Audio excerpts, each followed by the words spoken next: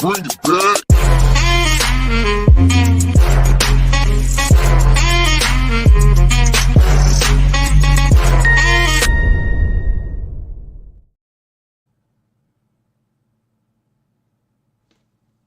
G'day, hello, and welcome. Welcome to Chuck Chase the Facts with me, Chuck, live stream. Wow, I haven't done this. Geez, I haven't done this in quite a while. It has been quite some time. But hello. So, the reason I haven't been live for quite some time is because of my new role at my my place of work. It is a busy role. It is a busy role. But before we go on, excuse me. Before we go on, I need to make an apology, which is obviously not the first time it's happened here on Chuck Chase the Facts. But I need to make a personal apology to Paracord Princess, one of my long time subscribers. In a previous live stream, I can't remember exactly what I said, but it was something about religion. Now, obviously, on this channel, we do not talk politics, religion, or we don't cover that. But I made a flippant, and when I looked back on it, a very disrespectful remark about religion. I think it was, I've got a fly. Bear with me. It was something about a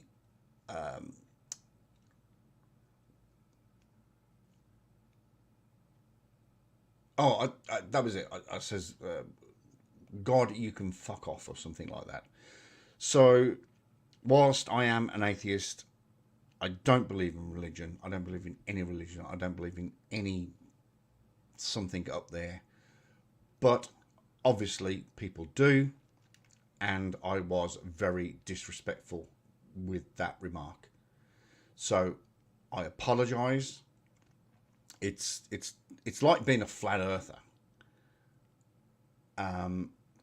Whereas just because you don't believe in something, it isn't true. So I humbly apologize. Anyway, moving swiftly on. Hello. It has been such a long time since, oh God, and I'm having so much technical difficulties. This camera angle is ridiculous. I'm not 100%. It should be zoomed out. Bear with me a second while I just try something. Fucking fly! Fuck off! There we go. Sorted.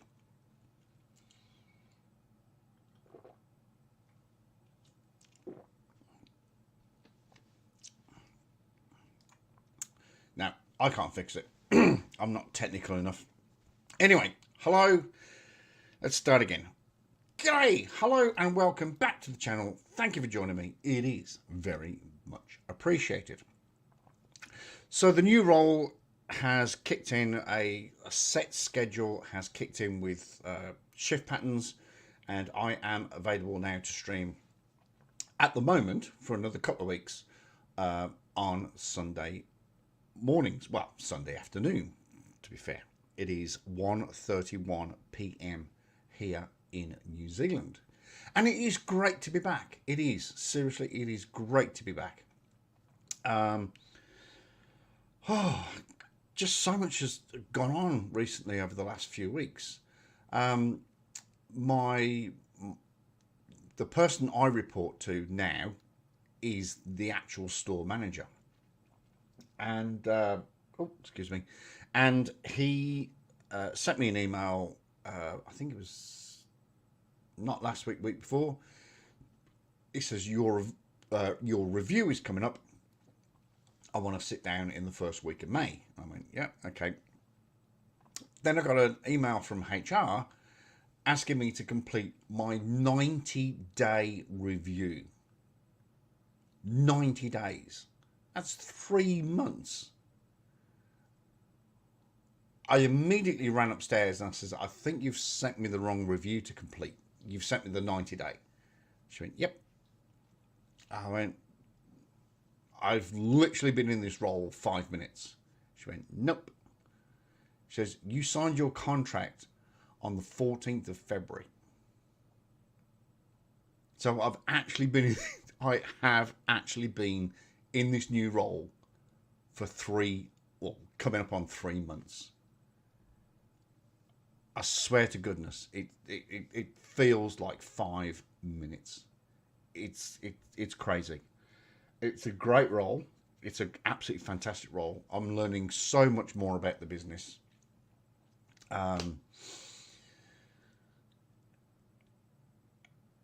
And I am getting to know everybody in the business. I mean, I made that my purpose when I first joined the company, was to get to know everyone, because you've got to know everybody. You've got to figure out who are the influencers, you know, who's the go-to person. I did that when I was a supervisor, but now I'm a manager. I find it exceptionally important that I get to know everybody. And there are some great people at work. There are some exceptional people where I work. Exceptional. I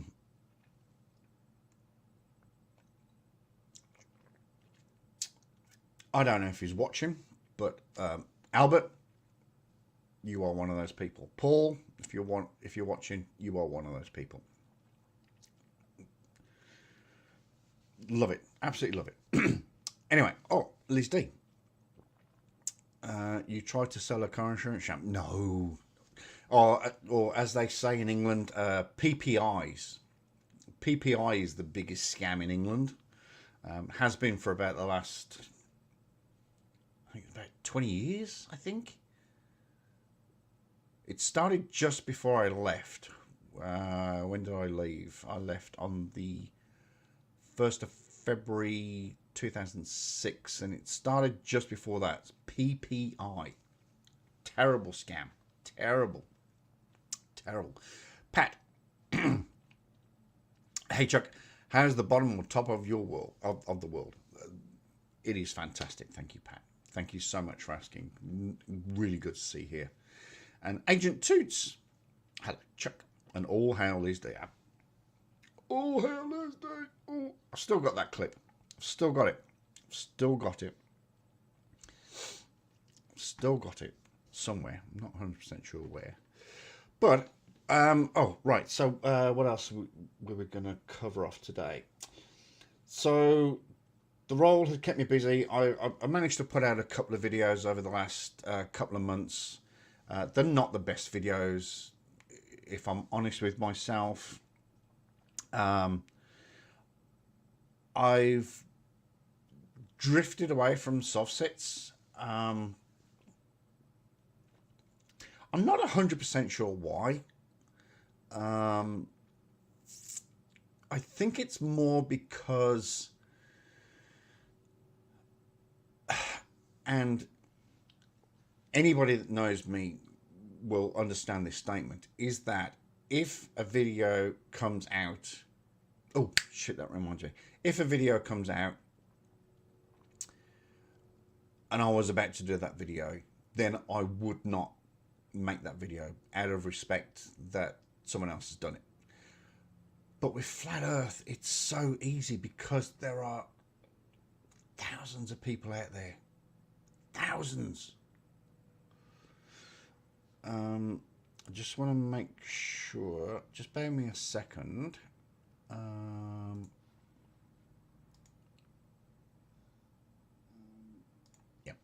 It's all right. I was just making sure that the sound on this thing was okay. But I don't feel that I have to not do a video because there's so much to choose from. Sovsits seems to be reducing a wee bit. I don't know. Mark Baggett, Van Balion, Degen, you know, they're still finding stuff and good on them. But I've just moved away from that for just a wee bit. Now, that's what I just clicked my fingers about was Van Balion. Van the Man. I don't know if you saw it, but he hit 100,000 subscribers recently. 100,000 subscribers. And he obviously got his plaque. So I'm going to actually show you the video. Here it is. Now I'm pretty confident. Pretty confident that Van won't strike me for this. He better not, because I sent him a message. Now, I've got to remember how to do this.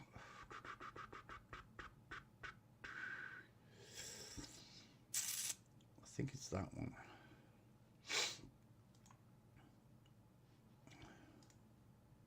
Oh yeah, here we go. So this, hang on, did I click the right button?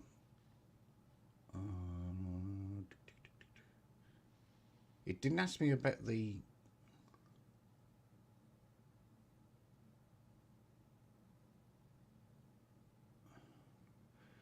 Chuck's going to get in trouble at his performance review for Steam. Do you know what? I don't even...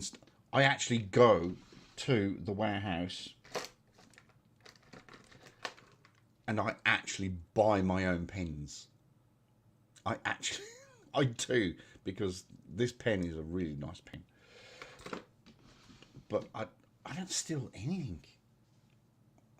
I honestly don't. Hello, Richard. I think I've got this right. When I hit play, can you just let me know if you hear the volume? Because it didn't ask me to. Oh, in fact, let me stop that. Let me just try it again, because it didn't ask me about this. Share audio tab. Yep, no, I've got it. Oh no, window. That's what I want to do. Right, I'm going to hit play.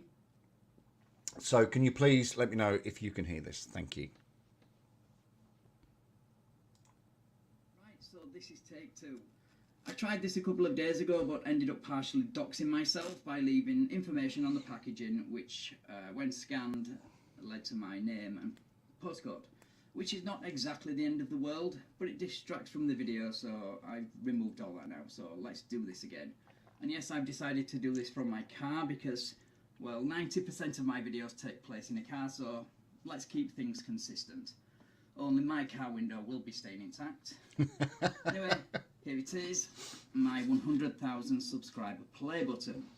This was delivered a couple of days ago now, so let's get this open.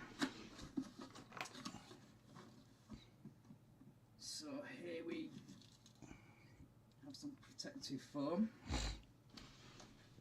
So we get a little card. Congratulations on your subscriber milestone. YouTuber Creator Society Wars.com, and then we get the letter. If you would like to pause and read that, it's from the CEO of YouTube, who is not the CEO, I don't think. Now that confused me, and I meant to do some research on that, but I thought that Susan Wozniak was the CEO. CEO of YouTube. Oh, he's absolutely 100% correct. It's a gentleman called Neil Mohan. That's very interesting. Very interesting. It's buffering. Oh, Okay, I do apologise, but as long as the sound's coming through, thank you, Nevaeh. Thank you for stopping by. Much appreciated.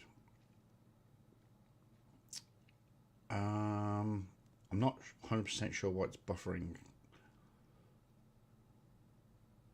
I am linked well, via cables, of course. I'm linked directly to the modem. So, okay. Well, let's carry on with this.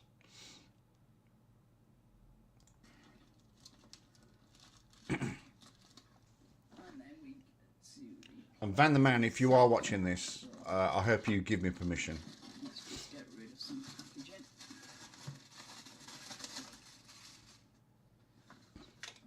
Get rid of the box. And no, the brand of pen is a Papermate. Papermate. And here it is, guys. Look at that. Now, how cool is that? Look at that. Presented to Van Balian for passing 100,000 subscribers. It's pretty cool. Now, I haven't decided if I'm going to frame it or just leave it as it is.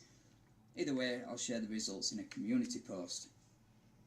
Right, thank you so much for helping me achieve this amazing milestone, guys. This would not be possible without you clicking that subscribe button, so thank you. I really do appreciate each and every one of you. So next up, 1 million. Now, it took me 5 years to get 100k, so I'm not sure if I'm going to get to that milestone, but I'm happy with this right now.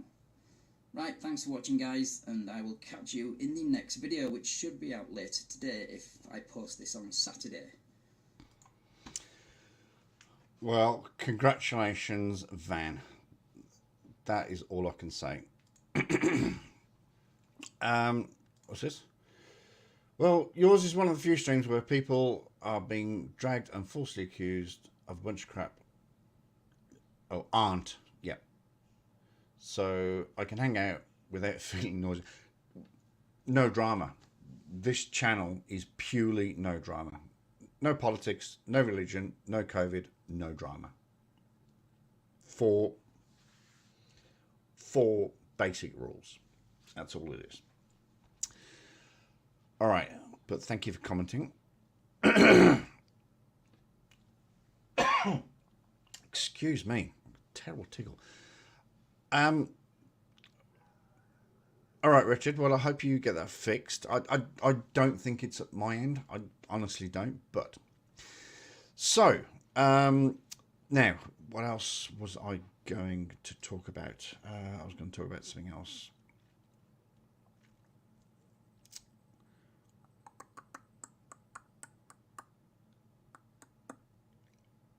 Oh, now, as you may remember,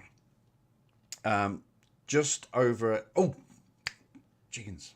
God, I get so distracted sometimes. I have been here in New Zealand now for just over a year. Yes. I left America and landed in New Zealand on the 14th of April 2022, and I have been here in New Zealand for just over a year. It's crazy. It's gone so quick. It's ridiculous. Again, I don't know if you're watching, but Dave Grove and Katie Grove, thank you so much for all your assistance when I first landed. Thank you so much. Much appreciated, honestly. If it wasn't for those guys, if it wasn't for Dave and Katie, I honestly don't know where I would be. I don't know where I'd be right now. But thank you very, very much.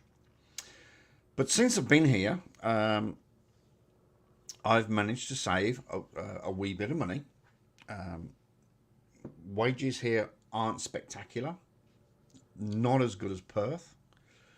But I've saved some money. And with that money, and because I live on my own, I've afforded myself a very slight luxury.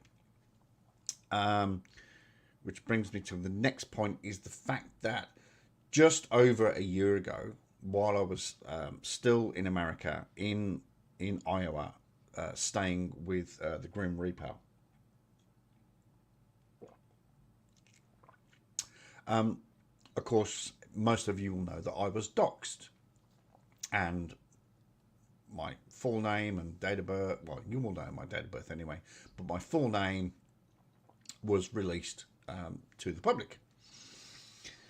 Well, I say to the public, to the YouTube forum. So you all know my name is Matt, and I go by the name Matty. Okay, people that know me, they call me Matty. So I have saved up some money and afforded myself a luxury, as I've just said. And here is that luxury.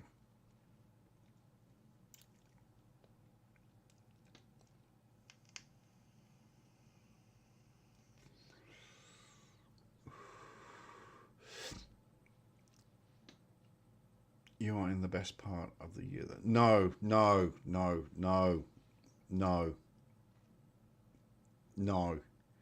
Yes, but no. Yes.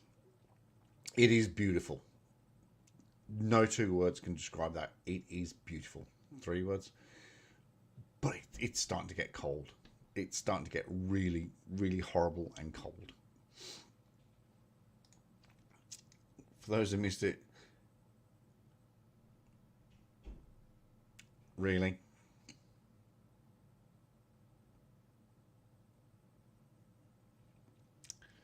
Shocking. Anyway. Shocking. Now, that's weird. Oh, God.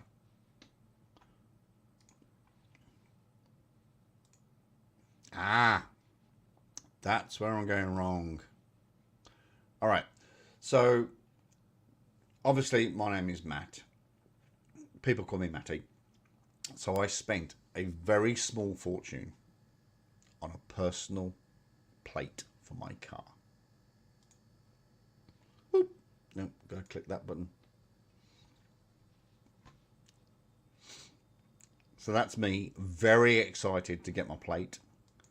Then I put it on my car. I'm not sure if I can do the next picture. Oh, there it is.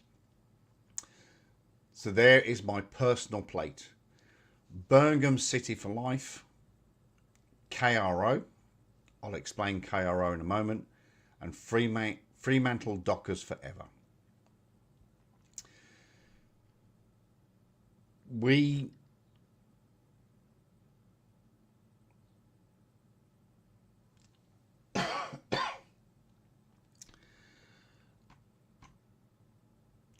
Liz, you're a shocker.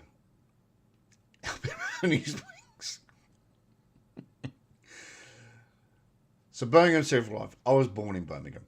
I've supported Birmingham for the last, it's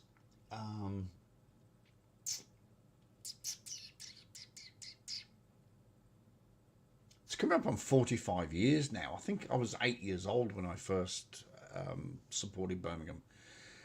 KRO means keep right on. And I've done a video about keep right on, but I'm going to find that in a second and play that.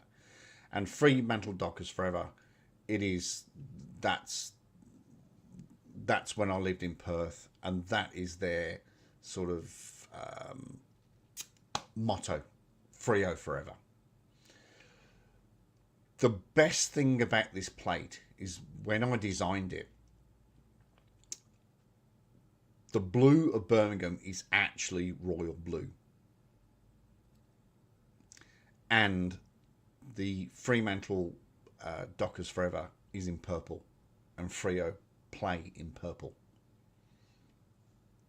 So this plate was just perfect. Absolutely 100 million% perfect. All right, let's see. Oh, no, I've got to bring the cursor over here. So let's see if I can find my... Oh, no. Let's see if I can find my video about Keep Right On.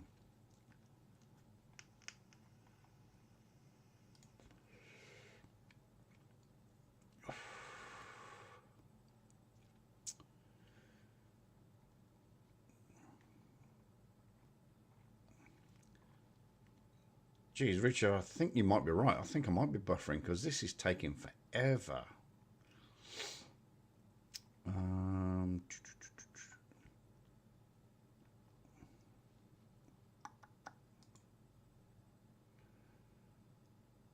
Liz D says, can I call you Dr. Tiddles?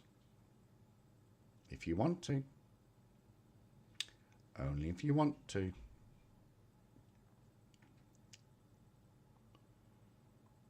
That's me doing the hacker.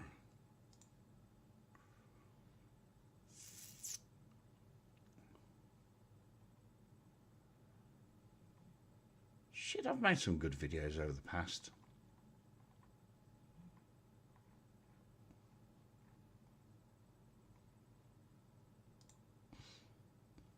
I've actually made 179 videos.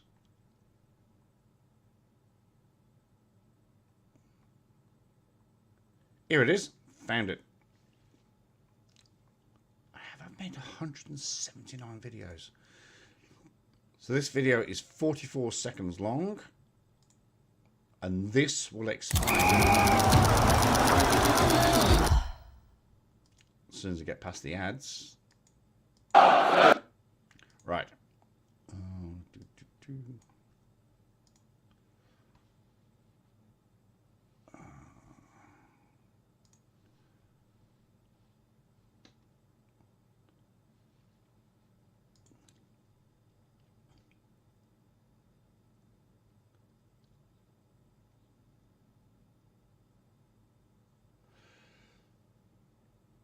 Yeah. I'm with... I'm not 100% sure who I'm with. I'm not sure what the landlord goes through. But when I was in Perth, we had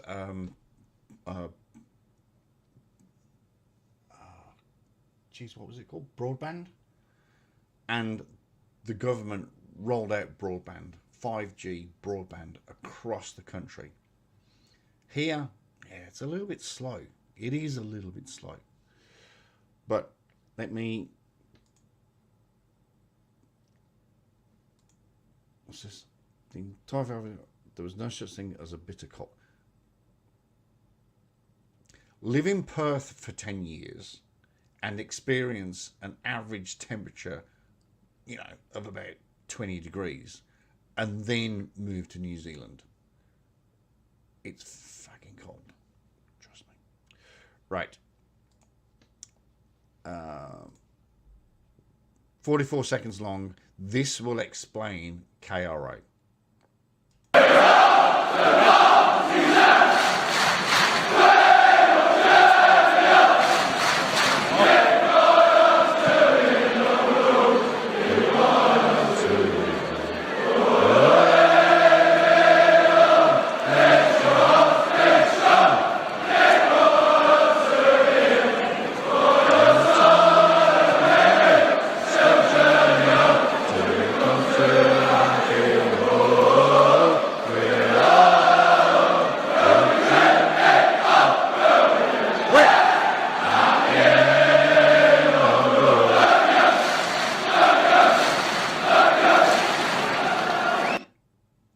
So there you go.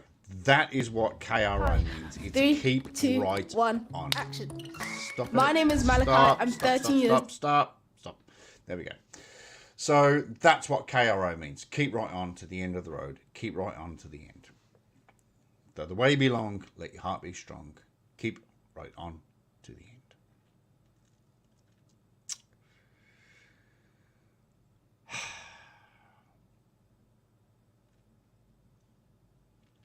Still brings a little tear to my eye. Any road up. The reason we're here. the reason for this live stream is there are two reasons for this live stream, actually. The first reason for this live stream is that I was supposed to be, which I thought, I was supposed to be doing a live stream with the Queen of Spade talking about CC. But she's busy doing another live stream about a pyramid scheme scam. And we're now scheduled for next weekend. So keep your eyes out next weekend for myself and Queen of Spade doing a live stream. We're going to have a bunch of fun. But I thought, and I am inspired by Queen of Spain, to do a picture-in-picture, stop-start, bullshit video on CC anyway. Now, for those of you that don't know CC, let me find.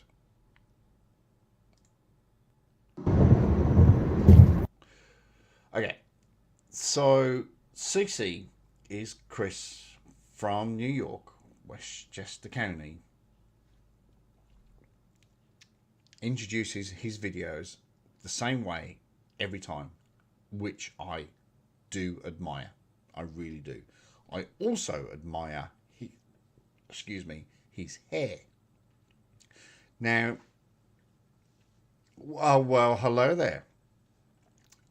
I'm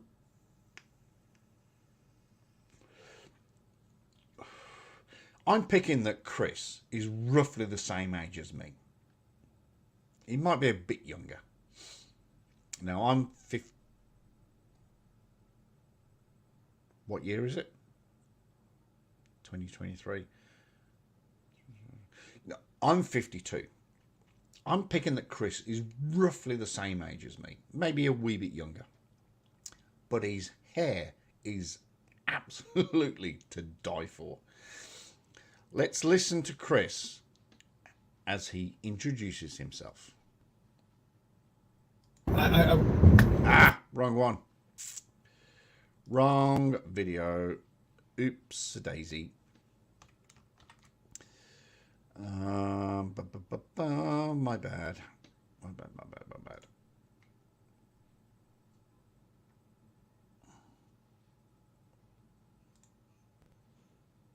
Good morning, good evening, good afternoon, wherever you may be. CC here, Chris, from New York, Westchester County. It's 4/13/2023. And he always gives us the time. It's 4:13. Now, I know you people in America going, no, it's the 13th of April. But to me, it's 4:13. It's 4:13 in the afternoon. Only people in America do that. Only.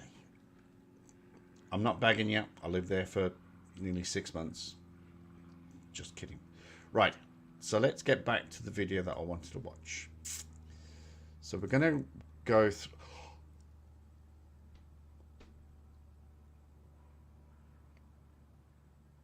Wow.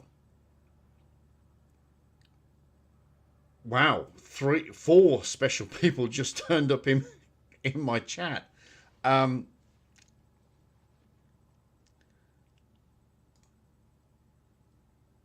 B1, sir, I am honoured.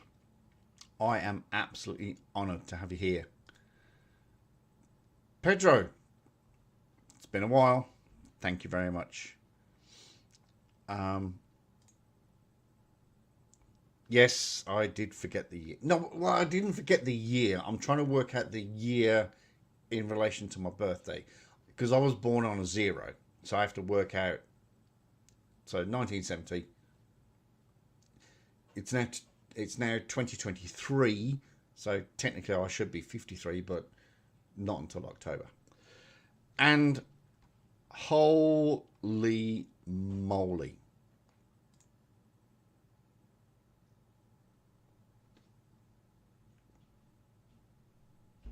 The man that inspired me to do stuff on YouTube is right here.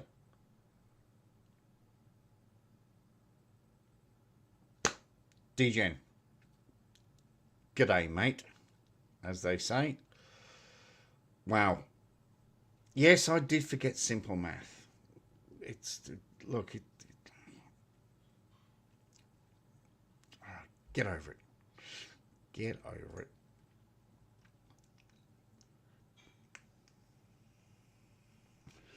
My stars, then, this guy turns up.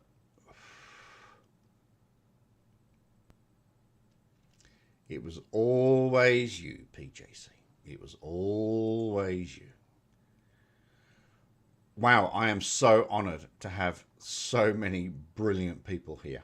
Thank you very much for jumping into this little old live stream on my channel. I'm seriously humbled. Thank you. Thank you. Appreciate it.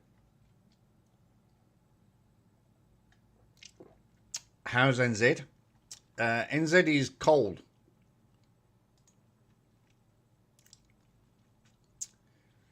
It's getting cold. We're heading into autumn. It's called autumn. Jesus.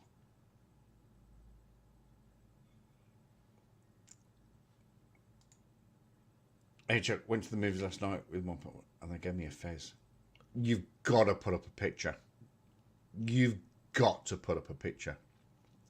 You've got to email me a picture of you in the fez. Unfortunately, our local KFC here has shut down for renovations. But the second it opens, I'm going to go in and get a bucket because Mini Chuck wants a bucket. He's told me. He's sick of wearing the tinfoil hat. He wants a bucket. Oh. Guys, thank you so much for being here. It is, honestly, you don't know how much it means to me. Honestly.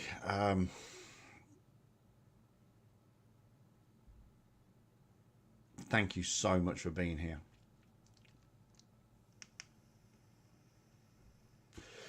What happened to the old one? Do you not remember what happened just over 18 months ago?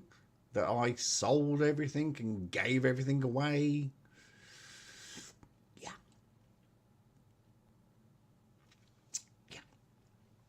Yeah.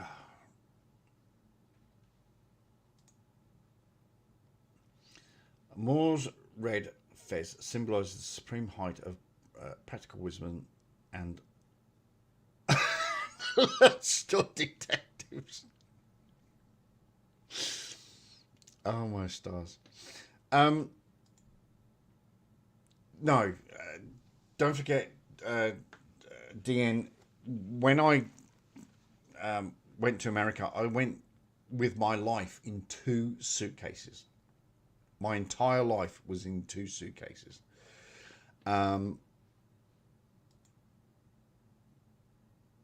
Salami. And part of my life was photographs, police memorabilia, certain clothes, certain stuff. Didn't really have the space to fit a KFC bucket in. Know what I'm saying? Know what I'm saying? Ay, ay, ay.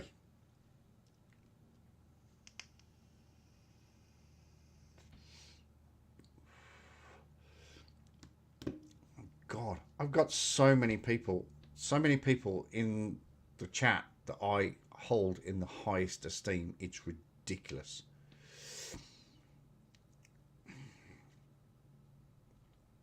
Are you serious? Ay, ay, ay. Anyway, let's move on. Same day. Shut up. So, Chris, shut up just for a second. Could have wore it on the plane. Yeah, right. And could have wore it coming through customs in... what airport did I land in? Los Angeles. I landed in Los Angeles, LAX. Wearing a KFC bucket hat. Yeah. You think I wouldn't have got pulled aside for that one?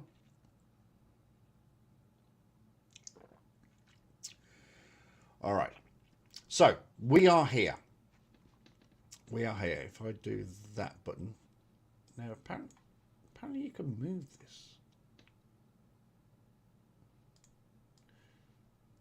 Oh. Right. You can't move it. Oh. Fashion statement. I would have been arrested.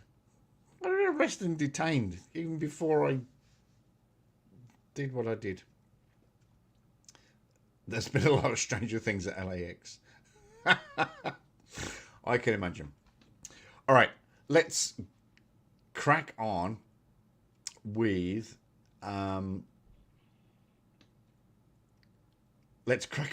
this roasting, shall we call it?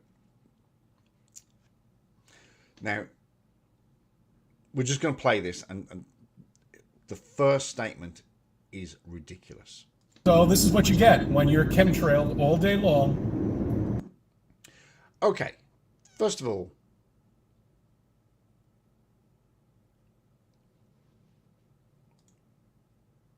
you should...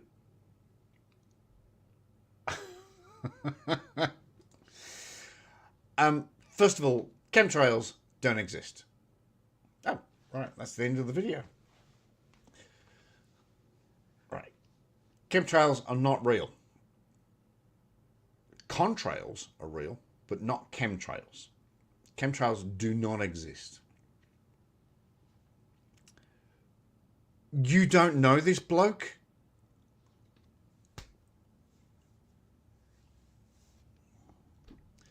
Oh, what's the saying? Are you ready to throw our heads back and laugh? Ready? You don't know Chris. You're a soft set guy, aren't you? This is a flat earth guy. This is Chris from Westchester County, New York. He's a dick. A 100% legitimate dick.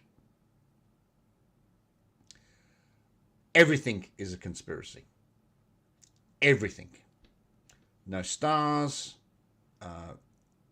No sun. The moon's hollow. We didn't land on the moon. We live on a flat earth. We live under a dome. Fuck, what else is it? Just about everything. Everything is a conspiracy with Chris. Everything. Contrails. Contrails do not exist. Let's proceed. All day, you get a nice milky sky. The milky sky, Chris, is because of... what's that thing called? Oh, that's right. Clouds. Clouds. So if I was to try to even look for the sun as it goes away right now, Right. If I look for the sun as it goes away, they believe that the sun goes away and comes back, goes away and comes back, goes away and comes back. It doesn't set. They don't believe that the earth revolves around the sun as we are moving in the galaxy. Oy, oy, oy. try to capture it. There's not a chance because it's in the backdrop of a nice chemtrail day. It's nice, isn't it? Yeah. No, Chris, it's not nice. And I'm doing this totally wrong. I don't know how other people do this.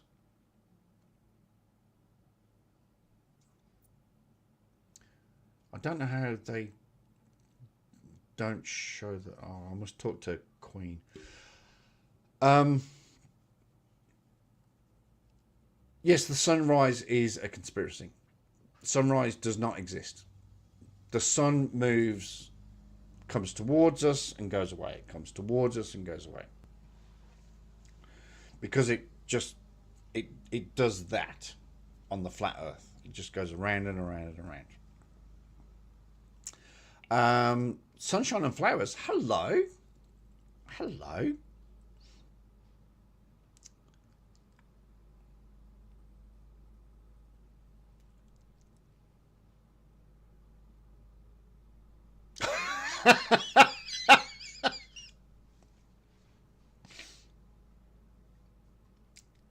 Yeah, but look at his hair.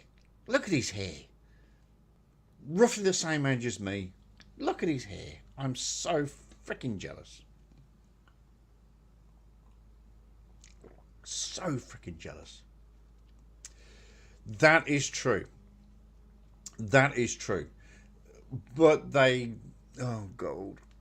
What they do try and do is they go their P1000 or their P900 or their P1000 and they zoom into another planet and it's all like that.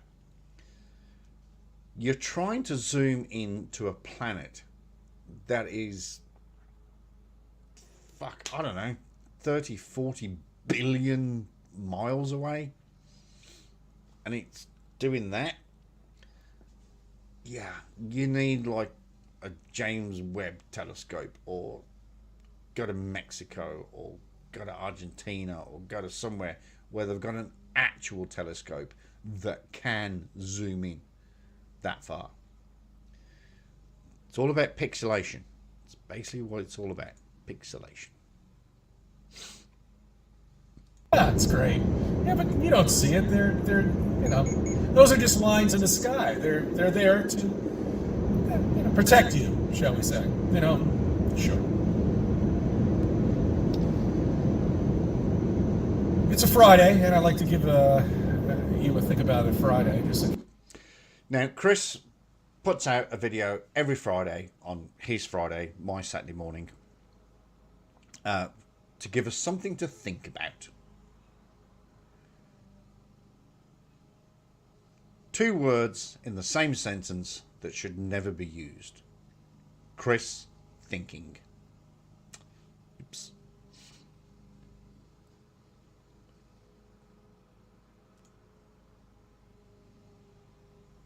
Yes, I have. And thank you for doing that, though. Much appreciated. And someone, I don't know if you can hear it, has just switched on their lawnmower. Give me a second while I go and close my window. Just bear with me a second.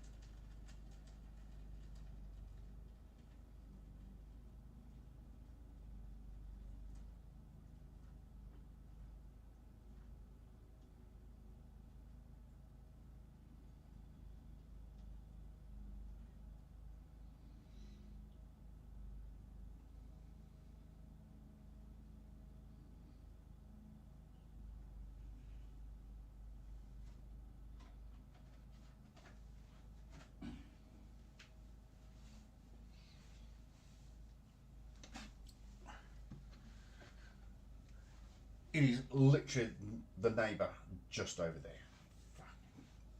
there. Of all the times. Sunday afternoon mowing your lawn. What's that all about?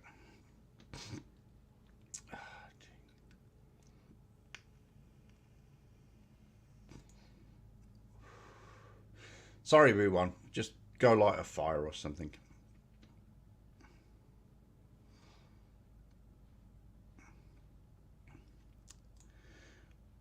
In case if I'm unable to put a video out. Look at this guy. This guy's going fucking 100 miles per hour. Now, as you watch this video, you will see lots of people pass Chris. So, is that guy going 100 miles an hour, or is Chris just smooching along at fucking 50 or 20 miles an hour? Unable to put a video out for tomorrow, Sunday.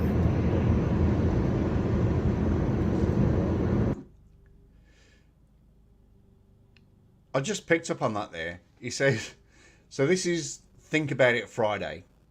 And he says, tomorrow, Sunday. So, do you not have Saturdays in New York? Saturday's illegal or something? When you purchase a car, a vehicle, okay,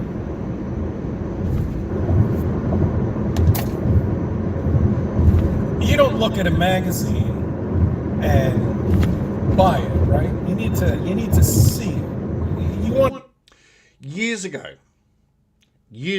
and any British people that are watching this, which I doubt it, years ago we used to have a magazine called Auto Trader. And you used to go down to the newsagent and buy a copy of Auto Trader. Oh, geez, it wasn't cheap. I think it was about £3. And you used to look through Auto Trader and see the vehicle. If you liked a car, then yes, you would go and look at it. But the fact that this is before the internet came along. May I just quickly add in there.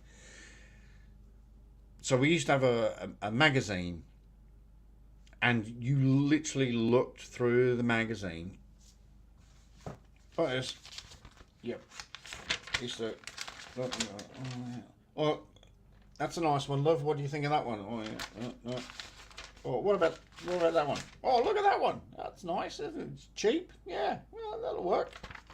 So that's what we used to do before the internet.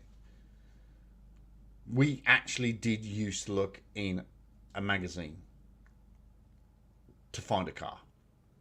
Obviously, the internet these days, you just browse. But gotta hit you up on that one, Chris. We did used to look in a magazine. I want to see that paint job on the car, you know, that perfect finishing on there. You know, you want to see the interior of the car. You want to see how much room you have inside of that car. You know, I mean, a car purchase is the second most expensive purchase you're going to do. Got to be said here, that's actually possibly one of the first truths Chris has ever said. Second to a house, a car is the biggest purchase in your life.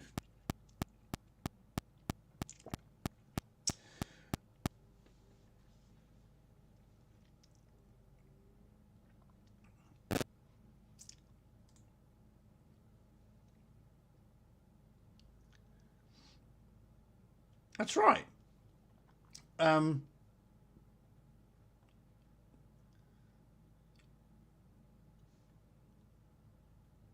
Car magazines are still out there.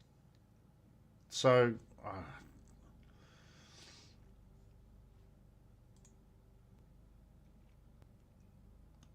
oh, don't get me started on that. Don't get me started on that.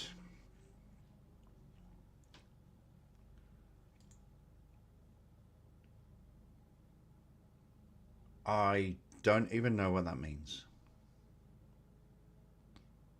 GMTA.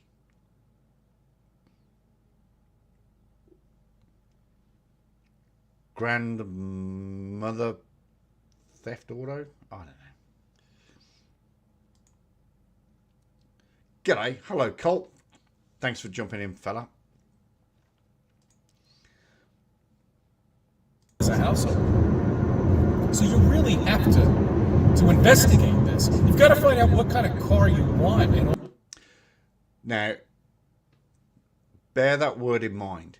Investigate. All the features that are on this car, right? You know? You need to find all of this out. And when you see the picture of it, that's not good enough for you. You actually physically have to go down there. You've got to touch it. You've got to drive it. Okay? You got to get the feel of that steering wheel. You got to get the feel of how much size you have in the trunk. You got to Trunk? Trunk? Excuse me?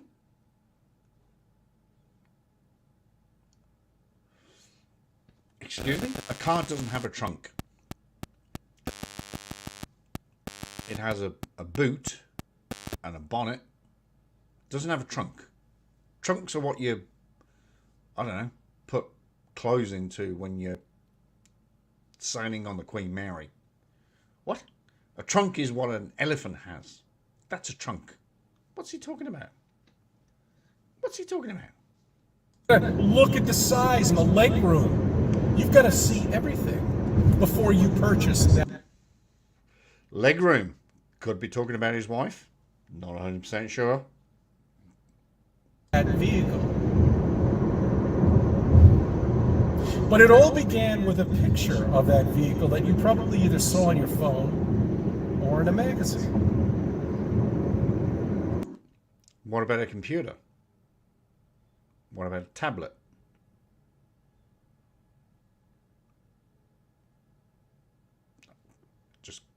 Just asking for a friend. So you went to investigate that vehicle because you liked it. You see, now the problem is nobody is investigating the pictures that they're seeing of this supposed spinning wet ball. That's because, Chris, we don't need to investigate it. It's because it is.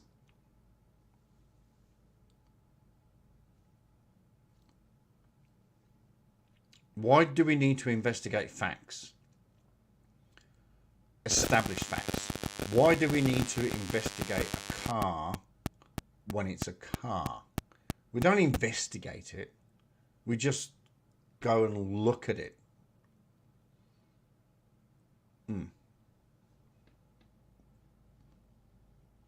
No, not yet, Lud.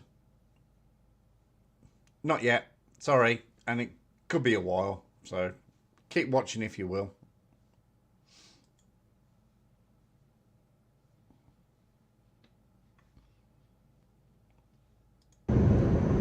Nobody. They never have. They just saw a picture that's been stitched together, that's been total bullshit, and they bought it. That's right, you bought it. You're paying $8 a day to NASA.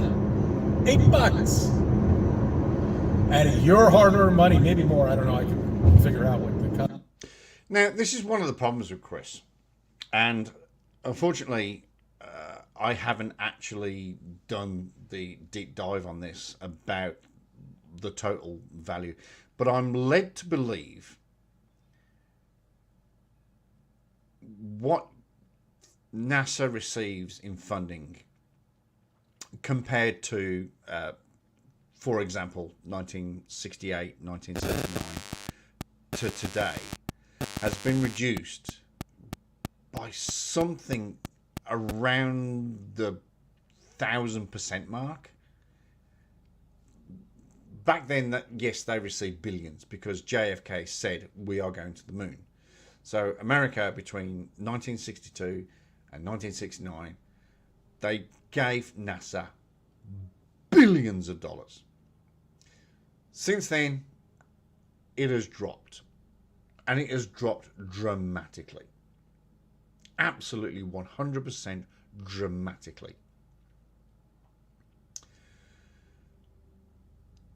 So compared to back then, what the tax value, not the tax value, what the the value from the tax dollar to NASA was like that. Nowadays, it's like that. It is minuscule, seriously. Hello, Miss Cat.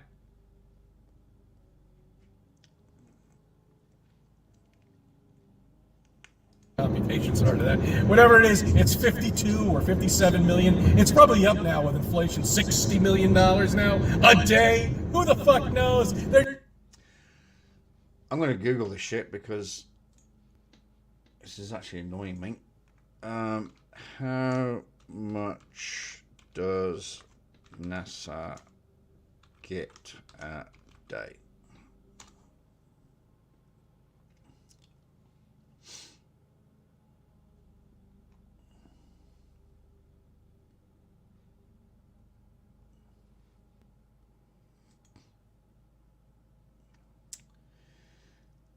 As a federal agency, NASA receives...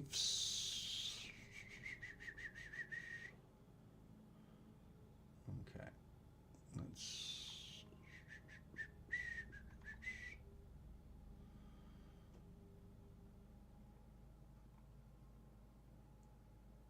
Okay. I am actually 100% correct for possibly the first time in my life. Between 62 and 69, NASA's budget of the federal budget went from 1.18% right up to 4.41%, and then in 69 2.31% of the federal budget. Currently, it stands at 0.48%. So yes, it does receive $22 billion a year, but no, that's wrong. Sorry, that's wrong.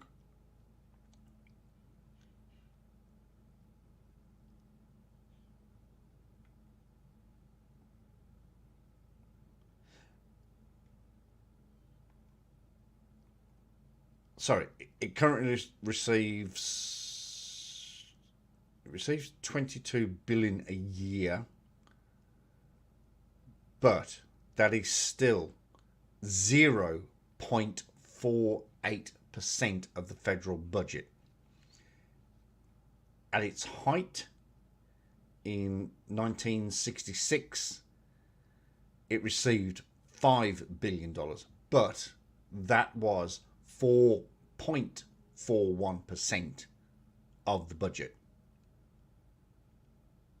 So yes, it's getting more money, but it's not getting the lion's share. It is less than 0.5% of the federal budget. Just to clarify.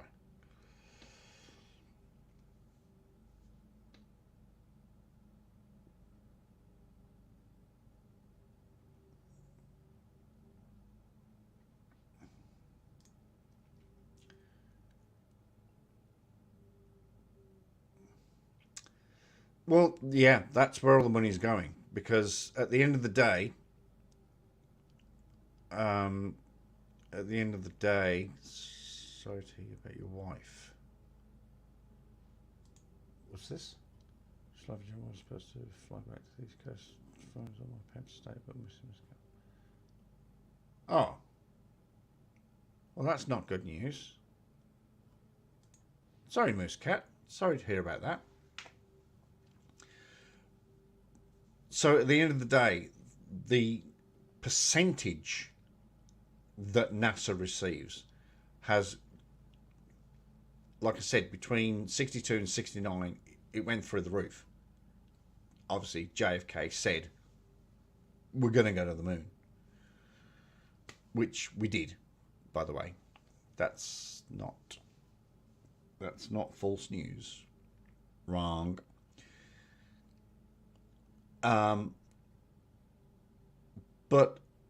right now, how much they receive is a minuscule amount compared to back then. Biggest numbers are taxpayers. Well, they are. It's our money. But you bought it, and you're paying for it, and you've never seen it. You've never seen it. Okay, so the cameras that went to the moon and recorded everything, it's all fake. It's all bullshit. It's all bullshit. It's all lies. This is something to think about, isn't it? Not really. Not really, Chris. Is it something to think about? No, I don't think it is. I don't think it is because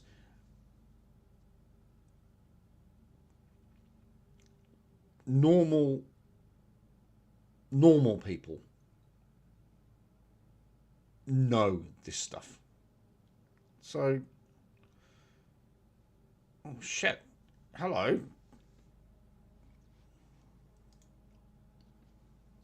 Hello. So normal people actually know this stuff.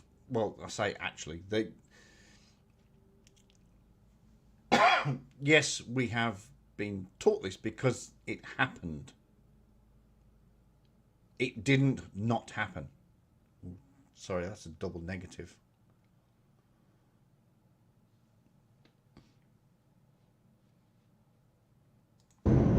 You know, I'm a small channel with balls. You know what a ball is, right? Yeah, I used to think I lived on one. A spinning wet ball in space. I thank you for subbing and thank you for viewing my videos. I'll be a part of it. All right, so Chris has an issue with us being a spinning wet ball. Now, the Earth is, oh shit, from memory, 77.8% of water. Okay, but because of gravity, you know, that crazy thing, gravity, the water sticks to the Earth. And we're not spinning. We don't spin. We rotate. We just rotate. And you can't feel it because we are rotating at such a slow speed. But yes, we are also rotating around the sun, and also our solar system is rotating around the universe. But it's such, and this is the problem with flat earthers, is that they do not grab the conception of size. The Earth is, chickens, 8.5 or 8.9 thousand miles wide. So when you rotate it,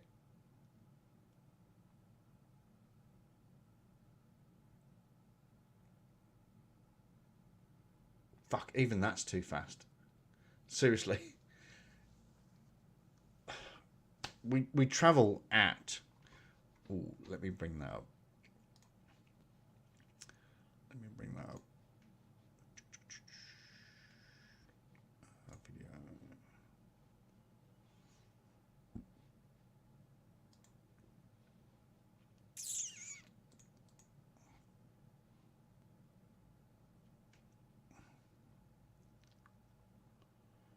Oh shit, I thought I'd save that. According to the late great Bob Nodell, we travel at 15 degrees per hour. Thanks, Bob. So you won't feel it. And because the solar system and the universe is huge, you won't feel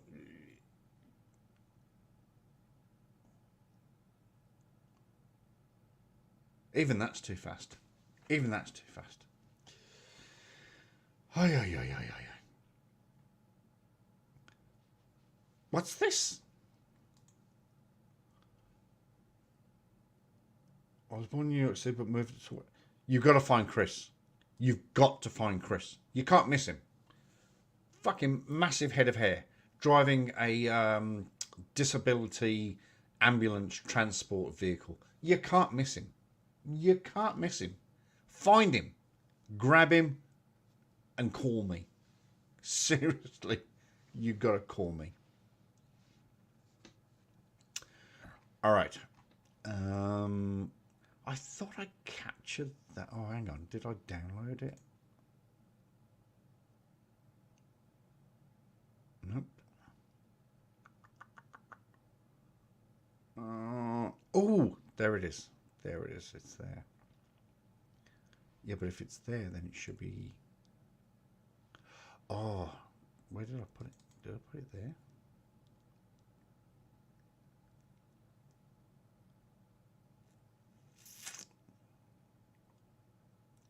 Nope.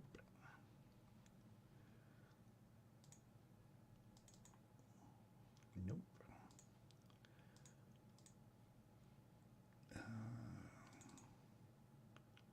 Nope. Oh, shit. I can't find it.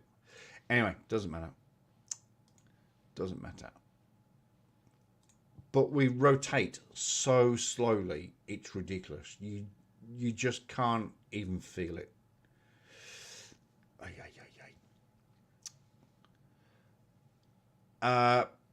Paracord, I refer you, or I would like you to go scroll right back to the beginning of this live stream and look at what I said.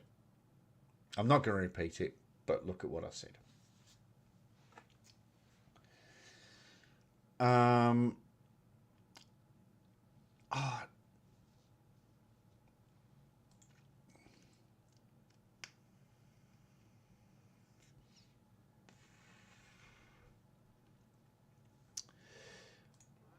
Ooh.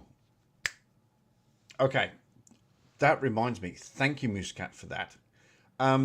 Next week, next your Saturday, next my Sunday, I am doing a live stream with Queen Spade. Now, Joe Hassan, who you all know Joe, you all know him, he's a prick. But he has challenged me to introduce Queen of Spade to Devon. So, what I would like any one of you to do is send me the link or mention one of Devon's best videos. I've got most of them, some of them.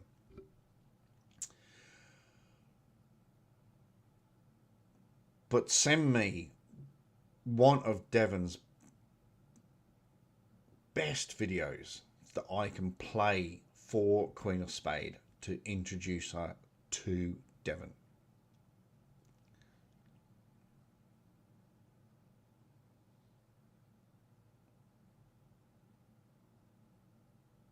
Yeah, that's right, Mr. Cap.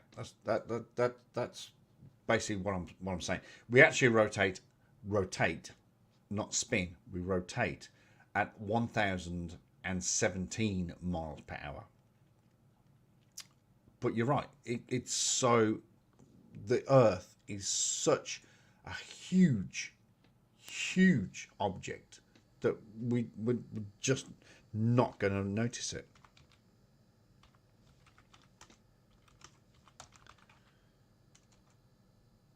Oh,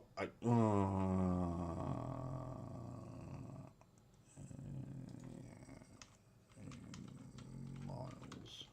All right, I said 8.2 mile, 8.2 mile, 8.2 thousand miles across. It's actually 7.71, 7,917.5 miles across. I do apologise for my miscalculation there.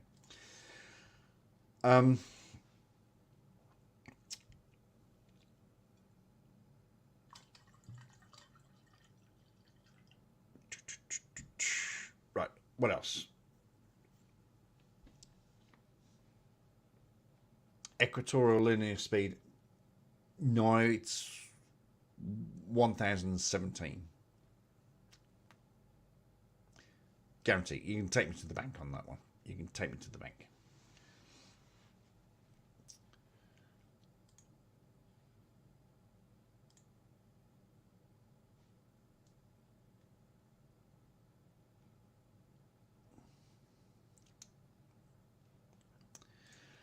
I've got to be honest as well with Devon. I stopped watching him roughly about 6 months ago. I'm just over it. I'm just over the fact that he will not correspond with anybody.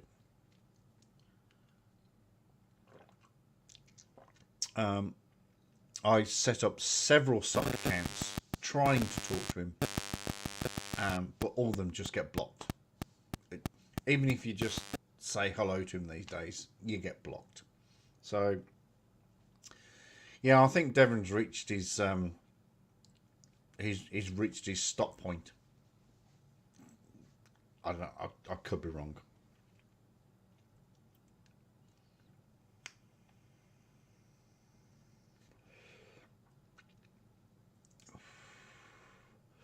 All right, let's look at another Chris video. This one is brilliant. I commented on this. This is this video has gone viral, literally viral. So Chris took his daughter. Now I don't know. I'm playing myself.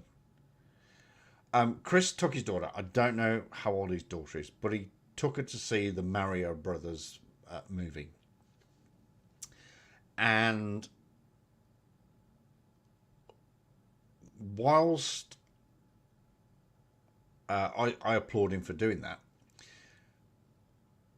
I'm also concerned why he had his phone out recording the screen, and he makes these comments.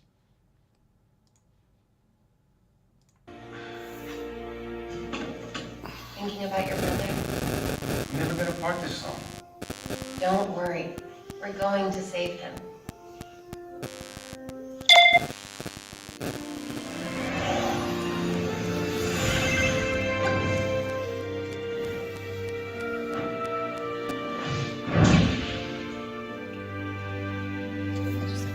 You don't seem like you're from here. I don't know where I'm from. Tell them about the flat Earth. Yeah. They're talking about the flat Earth. You've taken your daughter to watch a movie, yet you've pulled out your phone to film the screen and make comments about the flat Earth. That's disturbing. My earliest memory is arriving. It's my daughter's birthday. This is a little present for her. She's here with her friends. But I noticed, look at this.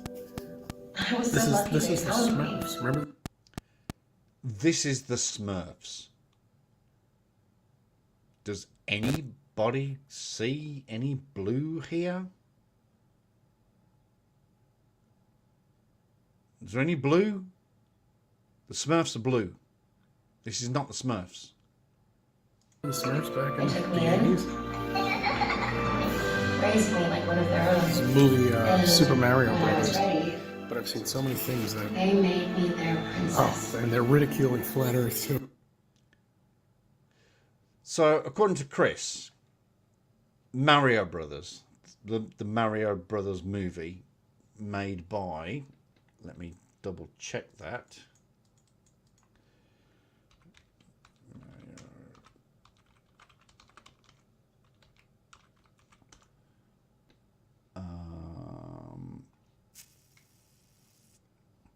Oh, of course, Universal Pictures. But they are mocking the flat Earth. So they spent, let me see how much they spent on making this film.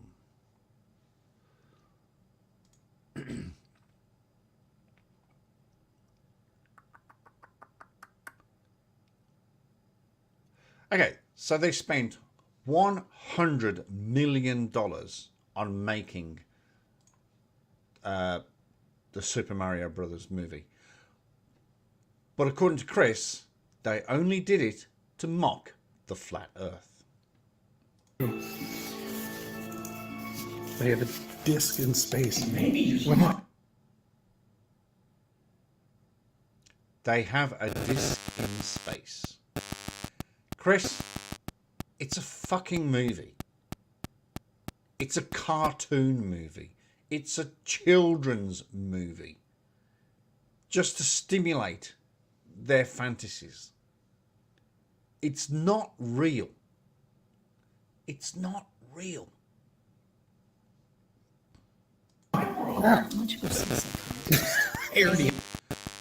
And that is the best comment that ever, well, the second best comment ever by Mrs. Chris. Listen again. I'll turn it up if I can.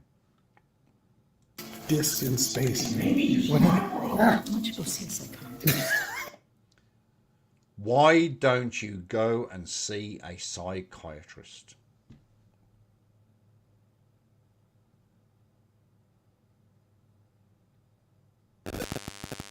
His wife said those words to him. Why don't you go see a psychiatrist?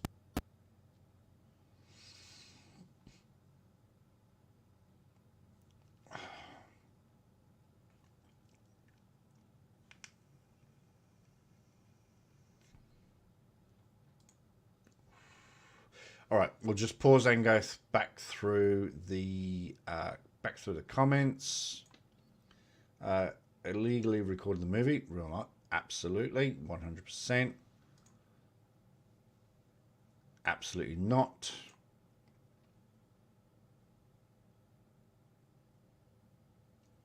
The buzz that comes and goes sounds like Mr. Wire. Not sure what that means. It's Toadstool, not a Smurf. Thank you very much.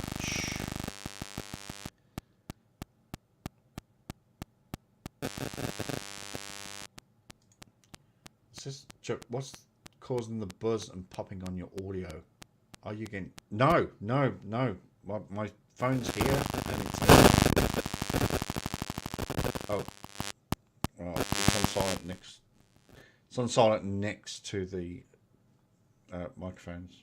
But no, it's on silent.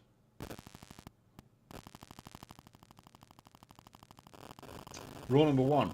Always put your phone on silent. Sorry about that, but I've moved it.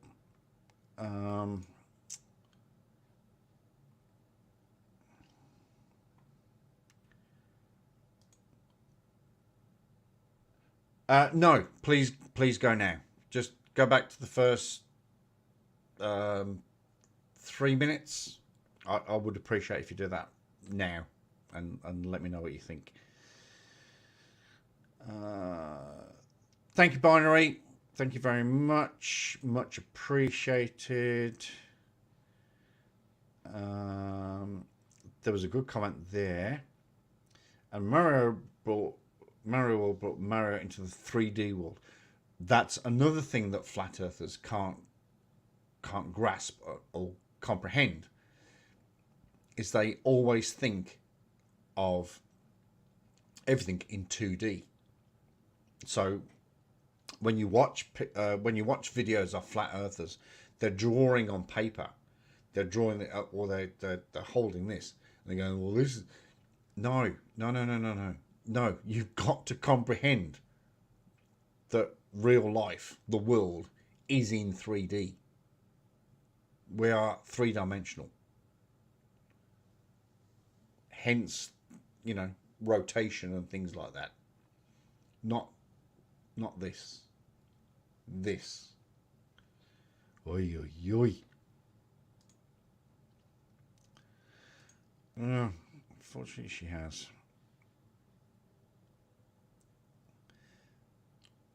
Right. Thank you, Binary. Appreciate it.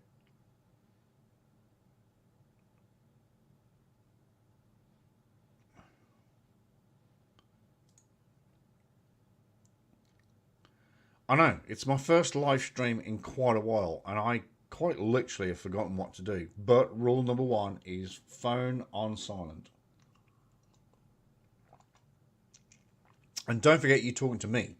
You're talking to Chuck, the guy that has no friends and no one that sends him a text message or any other kind of message.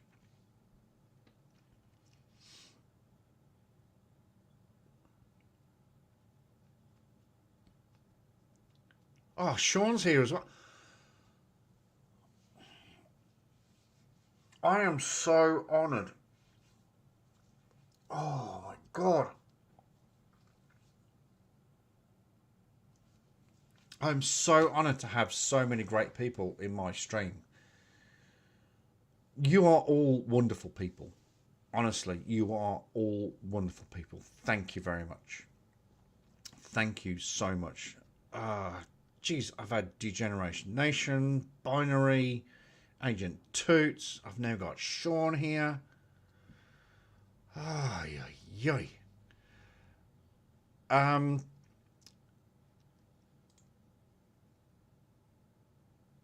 Yeah, well, look, international calls, I know, cost a fortune. Just email me. Just email me. Let's not go there with the microphone. Let's not go there. Okay? Let's not go there.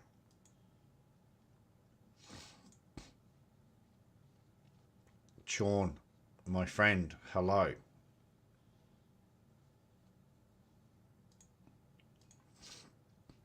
None of these moments have ever been able to show where the actual end of it's the ice wall. Come on, dude. Are you living under a rock or something? It's a 200-meter ice wall around the end of the globe, the end of the flat Earth. That, of course, is guarded by the military. Now, I've asked this question before. Thank you, Binary. Thank you so much. I've asked this question before. That apparently, and I really hate doing that, but it is warranted in this case.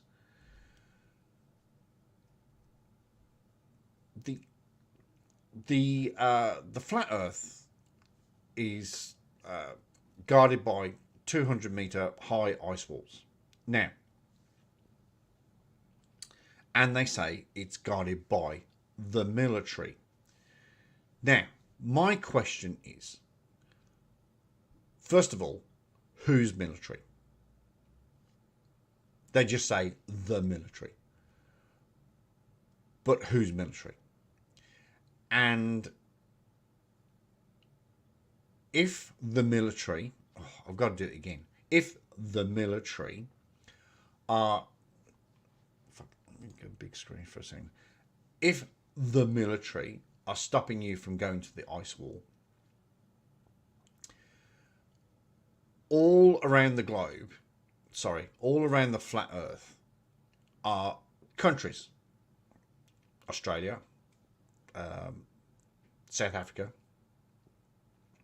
South America, Russia, Canada. They are all on the edge. So do they all provide military? So who's paying for this? Where do they... That flies back again. Right. So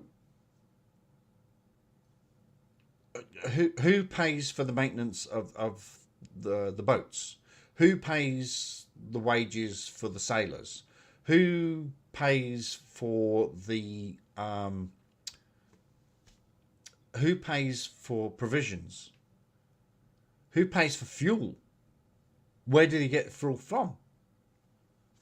I mean, the list of questions goes on and on and on about the military protecting the ice wall. Who does that? Who? And more importantly, why? Fuck. Sorry, I need to stop. Yes, lizard people. Yes, that's probably...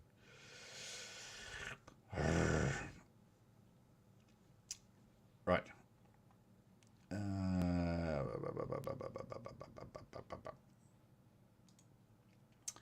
I thought it was guided by robot Nazis on dinosaurs.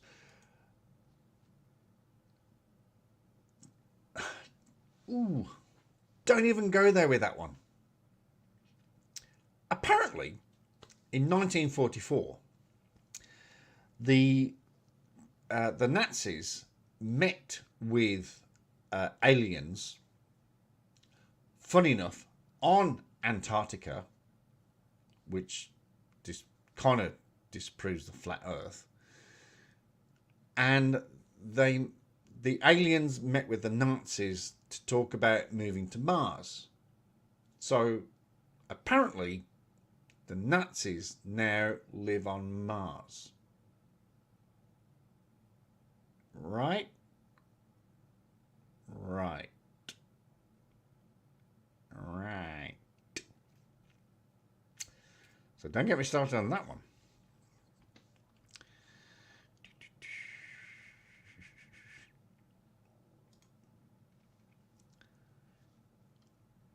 It is a bloody round rock. No two shakes about that one.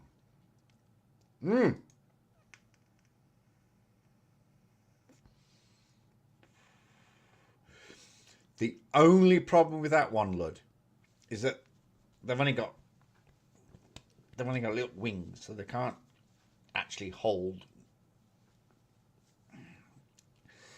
But I like your thinking. I like your thinking.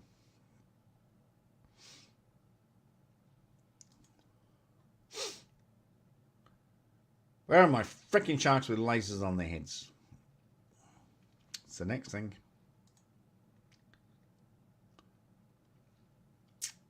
Yep.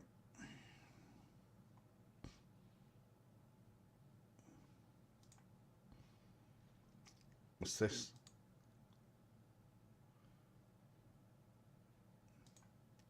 No.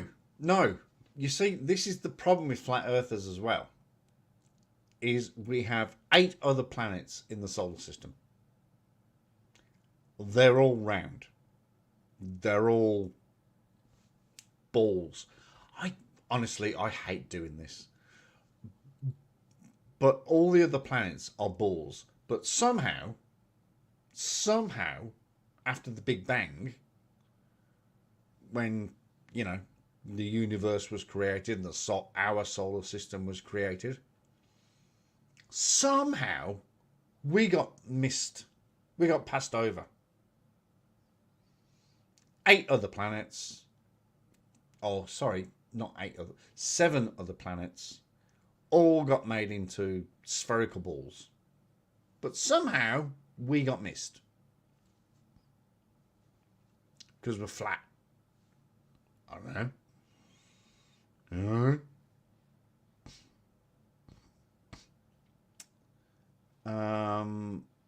What have we got here?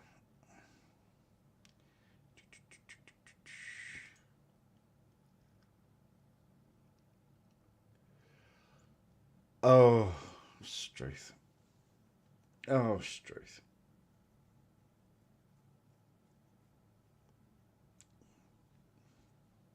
What's this? Thanks for... All we have to do is blast It's Not Unusual by Tom Jones and we'll be okay. I can do that. I can do that.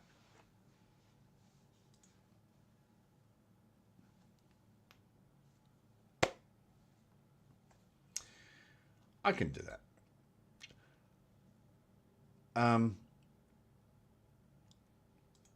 What's this? You cup your hand when you say balls. You don't have to turn your head and cough.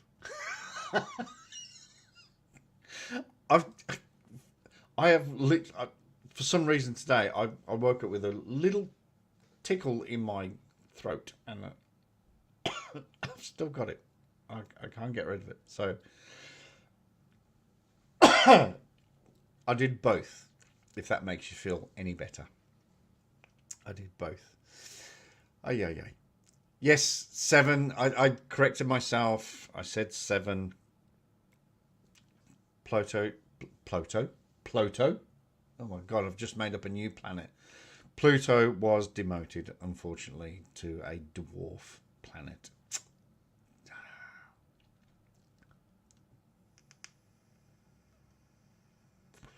Yes, all right, I corrected myself. I said I'm sorry. I was about to say shoot me then, but if Devon's watching, don't take that literally. Ay, caramba. Right, anyway, let's get back to this video. Aired me out and kicked me out of his office. So Mrs. CC said, why don't you go and see a psychiatrist? And CC said, I did, but he kicked me out of his office. Ooh, and I'm talking to myself. So Mrs. CC said, why don't you go and see a psychiatrist? And CC said, I did, but he kicked me out of his office. I'm not surprised. In the slightest, CC. Not surprised at all.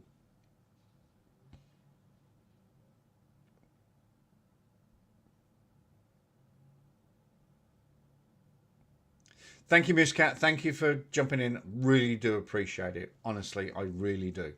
I really, really do. That reminds me, people. I don't know if you remember about a year ago. I think it was a year ago. No, in fact, it was a year ago, and then about 6 months later, I made a celebration video, 2,700 subs. Yay! And then it dropped. And then it went back up. So I made another one. Yay! And then it dropped again. And then it went back up. I'm like, I'm done with this. So I eventually hit 2,700 subs and it stabilized. Yay! Now, at the moment, and let me just double check before I comment on this.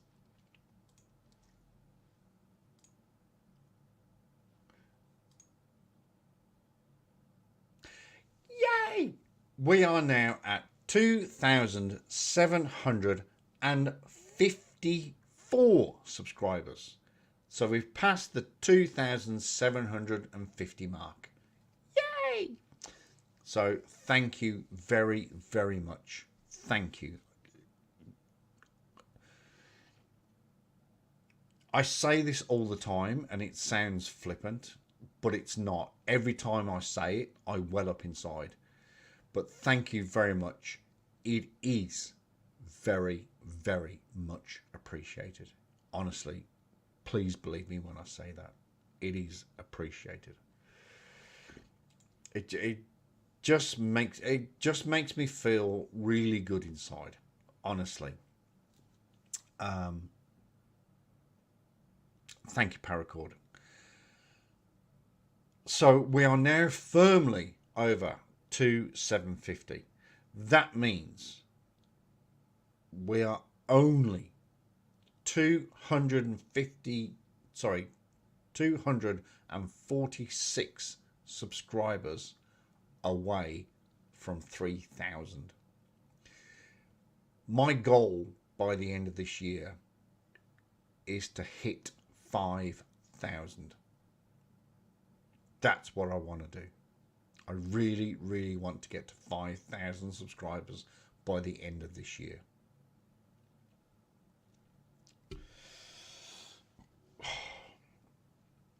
Honestly, I do. Every time I say I appreciate it, I well up. I do. I well up. It's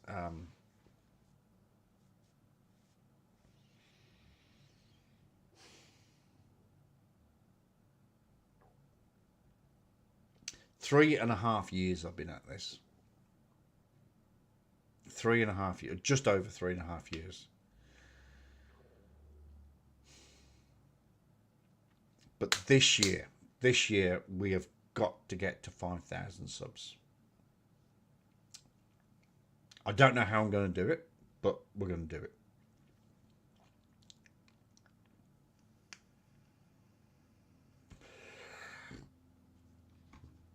Right, so let's get rid of that one. Shit, I wish Queen was here.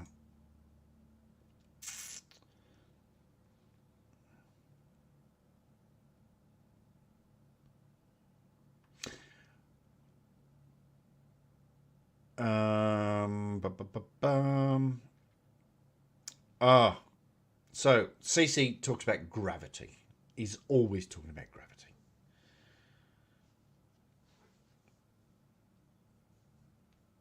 Sorry, I've got a spot on my leg and it's really irritating me.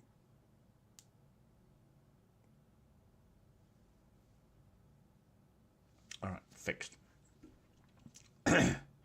You need more drama. No. No. Absolutely not. Absolutely not. No, I refuse. I refuse to do drama. I refuse to do drama. I'm sorry, I can't do it. Or kitten videos. I can do kitten videos, but no. No. I just can't do drama. I can't do it. I hate it.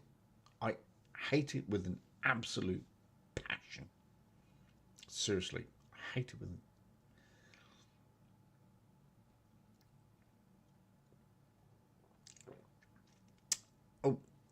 what's this one? Good night, everyone. I'm being called by my wife. You're not being called. You're being summoned. Oi, you, get here now.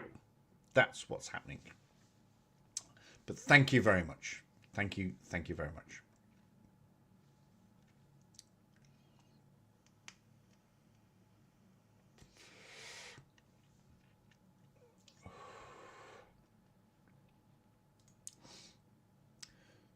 No to the drama. I come here to avoid drama. There is no drama on this channel. No drama whatsoever. Told you. Yeah, I'm being summoned. Yeah, told you.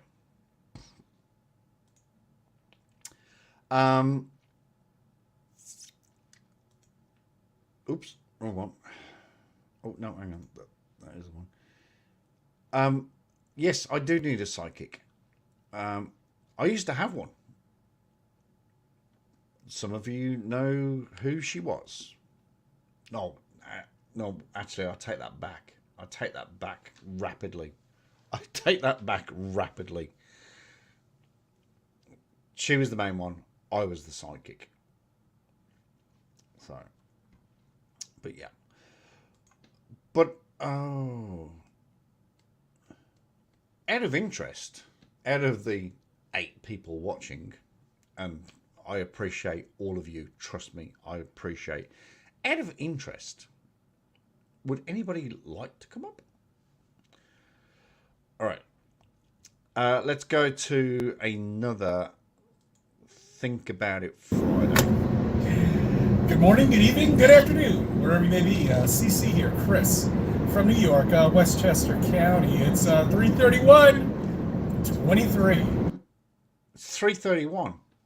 Why do I need to know that it's 3:30? Oh, dang it. I just remembered Americans. Oh, God. A couple of quick things I just want to cover. I hope you're enjoying the theatrical bullshit that's going on with our previous president, that is. Now, I don't like... Let me talk about this video. Let me talk about this video really quickly. In previous videos, Chris has always stated that he does not, like myself, he does not talk politics. He's always said that. He doesn't talk politics on his channel because, you know, it gets toxic. But listen to this. So the lawyer will come out and make $1 billion after he wins. And possibly Trump will win the presidency because it's going to do nothing. And I think we can establish here that CC is a Trumpist. But help him. It's just such bullshit, you know? I mean, this is to keep you from stop thinking not only about flat Earth, but... So apparently the US government, and I'm guessing Trump, believe in a flat Earth. Oh boy. Oh boy. This world, this globe, is destined to fail. Also, the current presidency right now. Yeah, you know the fuck up in the office right now? That's right, the puppet? Yeah, that guy. He's a disaster. So this is from a guy that says that he doesn't want to talk politics on his channel because, you know, politics, they're toxic. But nevertheless. Okay, the border is a mess.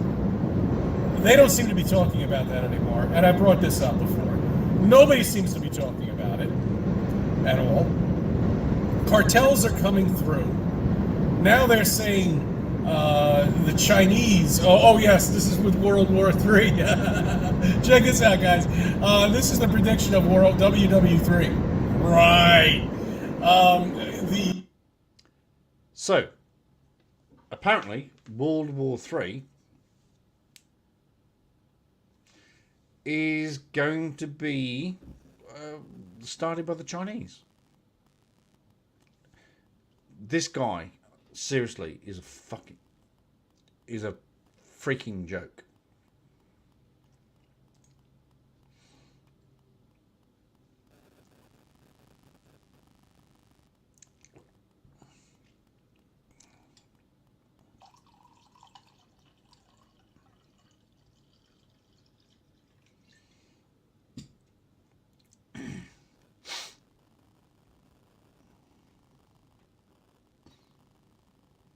The Chinese military is managing to get in through the border. Okay? So they're already setting up over here, just waiting. You know, just like the, remember... Now, correct me if I'm wrong. Correct me if I'm wrong on this. That if you're going to have a war, you need hundreds and hundreds and hundreds of thousands of personnel. From memory, from the certificate I got in my World War II studies, obviously just over 6 million Jews were killed. But in terms of British, Russian, German and American fatalities, there was something like 3 million, 4 million. Why cannot I can't do it. There was something like 3 or 4 million fatalities in each army. So working on that proviso, does that not mean that China would need, I don't know, something like 10 million personnel? And I'm not talking about immigrants. I'm talking about actual Chinese, actual physical Chinese army personnel to come over to America to start a war. And wouldn't that also mean they would need fighter jets,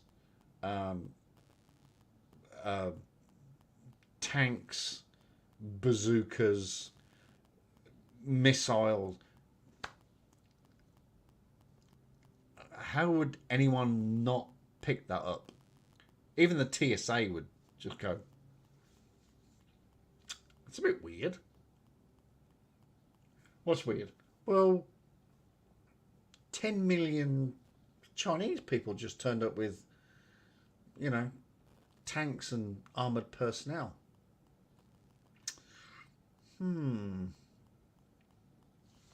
Just saying.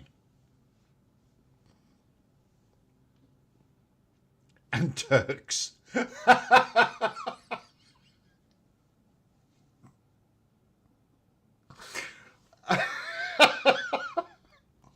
Sorry, I found that a little bit literally too funny.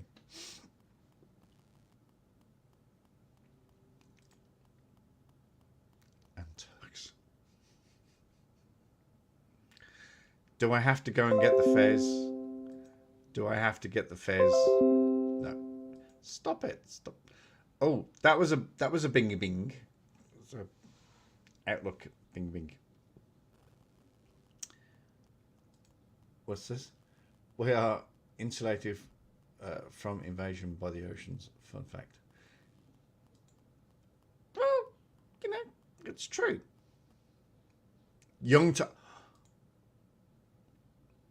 Rod Stewart. 1982, I think. 1982, I think that was. Google it and come back to me.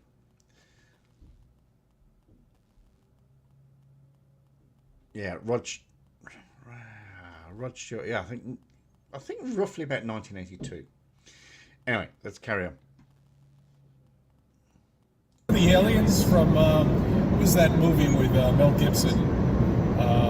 Signs. Mel Gibson was in it. Signs. Yeah, you remember? You remember the aliens would come in, they setting up, just waiting for the signal. Oh man, what bullshit! There is a treaty out there that's untouched until 2041. Every single country, 52 countries, have signed the treaty. Wrong.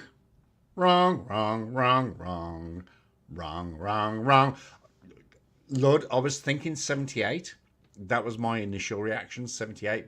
But then I thought, no, he transitioned into the 80s, so I went with 82. But my initial reaction was 78. That was my, and I will stand by that.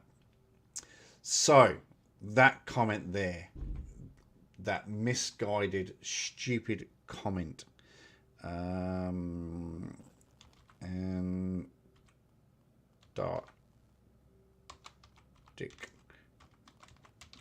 I think it was 91 countries from memory.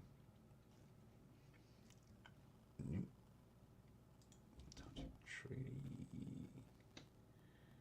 Wikipedia.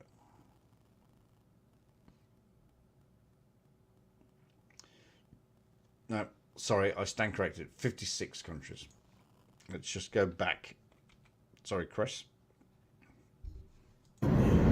Bullshit. There is a treaty out there that's untouched until 2041. Every single country, 52 countries, have signed the treaty. 56. And obey.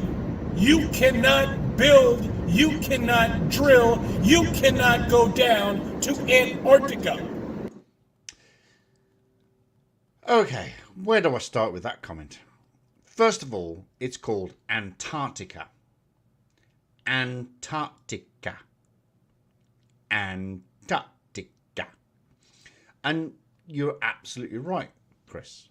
You cannot build there. You cannot drill there. The whole idea of the peace treaty of 1951 of Antarctica is that no country can go to Antarctica. and establish a foothold. That's the whole premise of that treaty. That's why 56 countries signed it. It's because Antarctica is so precious to our climate, our world, everything. That's why everyone said, no, we're not going there. We're not going to do it. That's what the treaty is all about.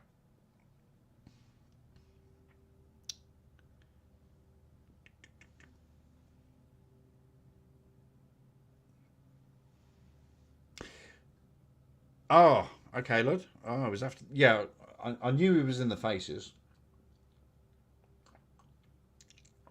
I actually used to think he was in the small faces, but he wasn't in the small faces. It was after the faces. That's very true. Non-exploratory. Absolutely.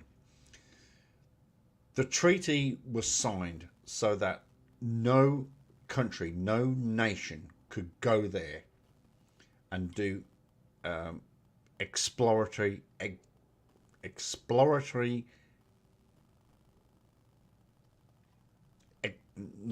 excavations.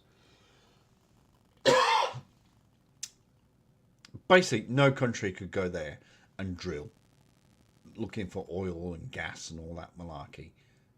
That's what the treaty is all about. If you're from Canada, oh no, I can't go there. Ooh, shall I go there? No, I'm not going to go there. But that's what it was all about. Is that we're not going to fuck up Antarctica. We fucked up pretty much the rest of the world, but we're not going to fuck up Antarctica. So no. No one's doing it. You're not going to use, apart from the Nazis, of course, the Nazis and the aliens, and going to Mars.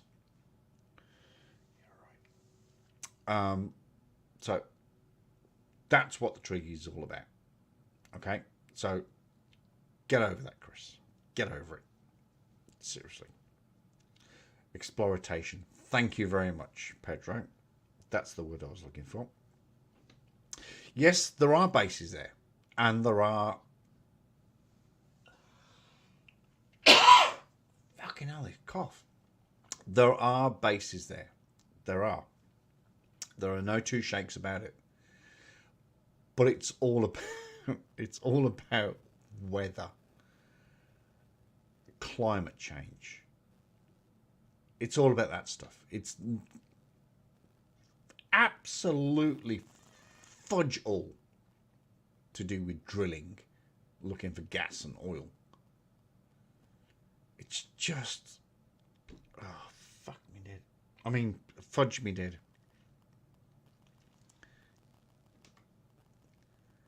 It's all about research, which is something that Chris does not have in his vocabulary.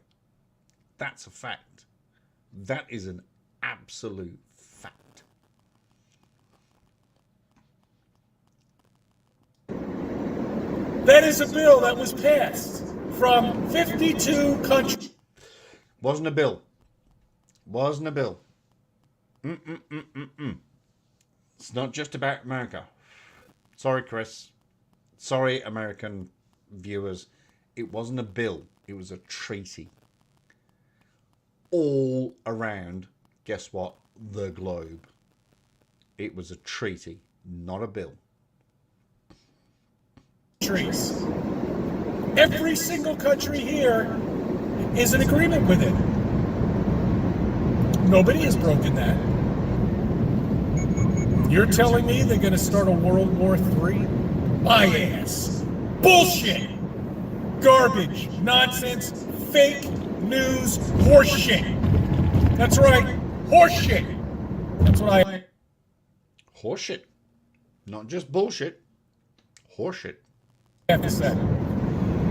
Today's Friday. I'd like to do a Think About It Friday, just in case of... Again, Two other words in the same sentence that shouldn't be used. Chris and think. Unable to produce a video over the weekend. Let's see. He says this every Friday. In case I'm not able to produce a video over the weekend. He doesn't produce a video over the weekend. Well, apart from taking his daughter to Mario Brothers. It's going to rain most of the day tomorrow, so you might get a little surprise. You like surprises, don't you? I bet you do. Well, here's a surprise. The Earth is flat. That's right.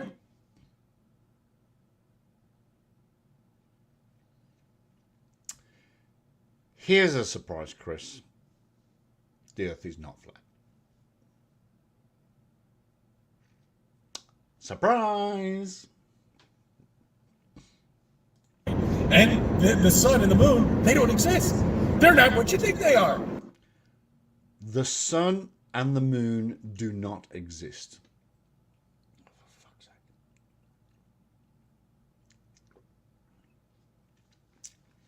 Guess what, Chris? The sun and... Oh, there's the sun at the moment. Right over there. 93 million miles away. The stars don't exist. Stars do exist. When I go to work on a Tuesday, Wednesday, Thursday at 4 o'clock in the morning, I look up and guess what I see if there's no clouds? I see stars. I definitely see them. I'll take a picture and send it to you. There's a surprise. I want you to think about the space shuttle. Yes. Okay? The bullshit space shuttle. Okay, so remember what he says here. The space shuttle. Okay? Space shuttle stopped in 1998, I think.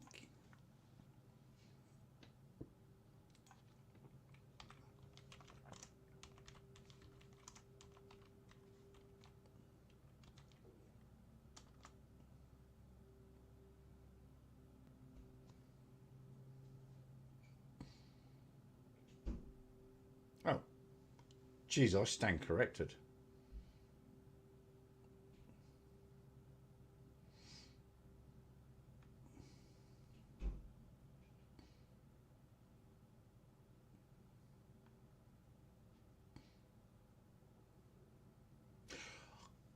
Oh my God. I am so sorry. I stand 100% million corrected. 2011 was the last space shuttle launch. No, Pedro.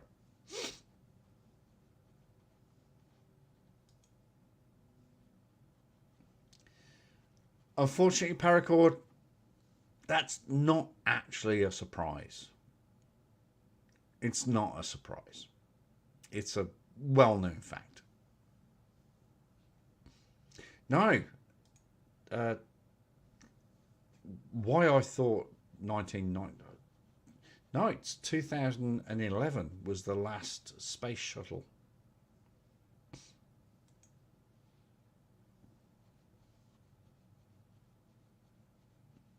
And it was Atlantis.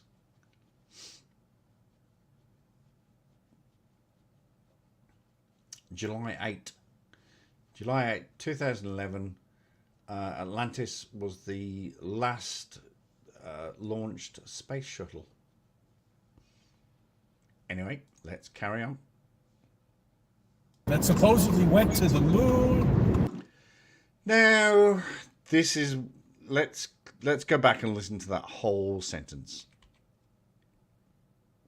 I want you to think about the space shuttle. Yes. Okay? The bullshit space shuttle that supposedly went to the moon. Okay. The space shuttle didn't go to the moon.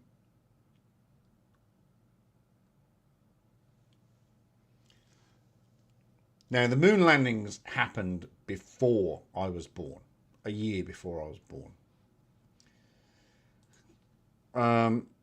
But let me just.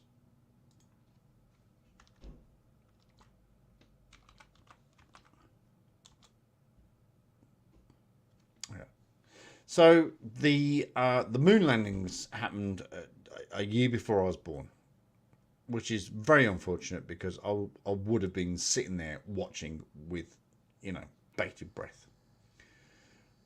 But the space shuttle did not launch and go to the moon. Not the space shuttle. It was the Apollo mission. Okay. Came back, no problems, no, burn marks or anything like that on the capsule when it lands into the ocean. No heat coming up from the ocean at all, with the heat coming through the atmosphere. See, now that's what I want. Oh, right. I think I've got what he's trying to get at here. Is when the capsule from the Apollo missions came through and they burned up, and we all saw the red and the heat. And when it hit, what he's trying to say is when it hit the ocean, it should have sizzled like a fucking stir fry in a wok. No, because when it got through into our atmosphere, it cooled. It cooled down to, a relative temperature. And then when it landed in the ocean, it just landed. It didn't. You don't get that. Oh, God, this guy.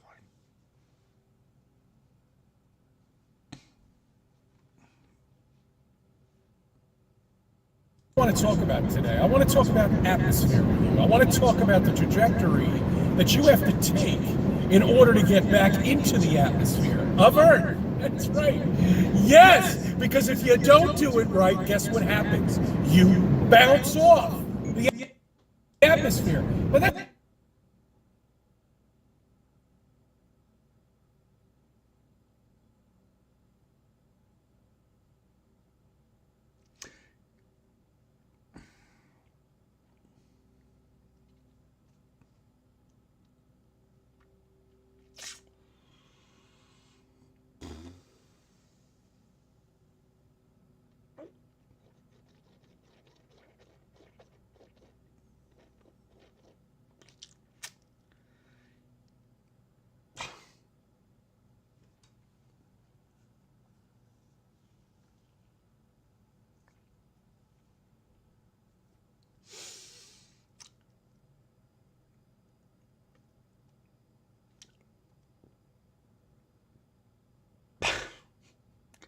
I fucking lost for words.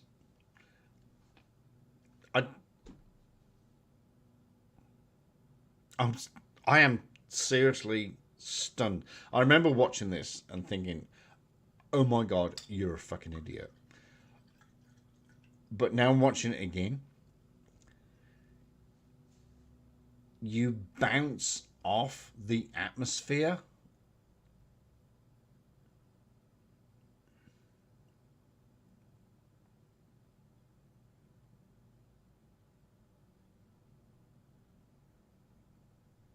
That's right, Agent Toots. But you bounce off the atmosphere?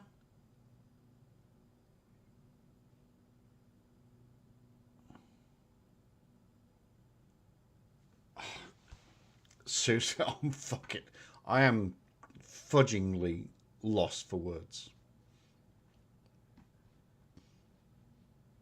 That's funny, because I have never, ever, ever heard of an asteroid bouncing off of the atmosphere. That's because asteroids are millions of miles away from Earth.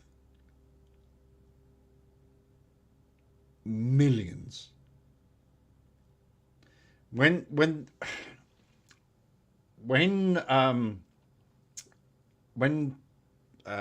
papers or websites or whatever goes, oh, an asteroid is so close to us, you know, it almost hit us.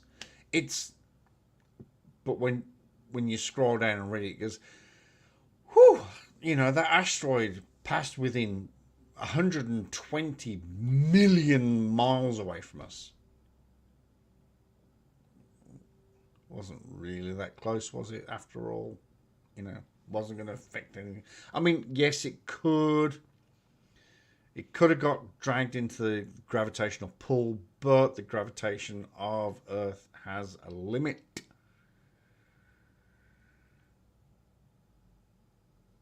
So it's not really going to happen. But asteroids do not bounce off the atmosphere. Because let's face facts, an asteroid is a body that, let me just check this. How big is an asteroid?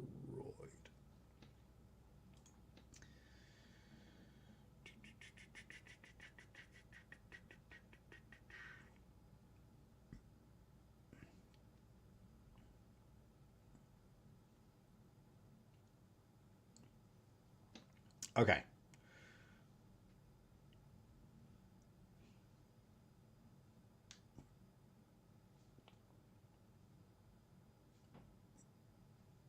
An asteroid is roughly 500 kilometers, or in your language, 300 miles wide. Now, something with that weight, something that dense, would quite easily pass through the atmosphere. It's not going to bounce. The atmosphere is just gases and air. It's not going to bounce. It's not going to bounce. Oh, sometimes he fucking...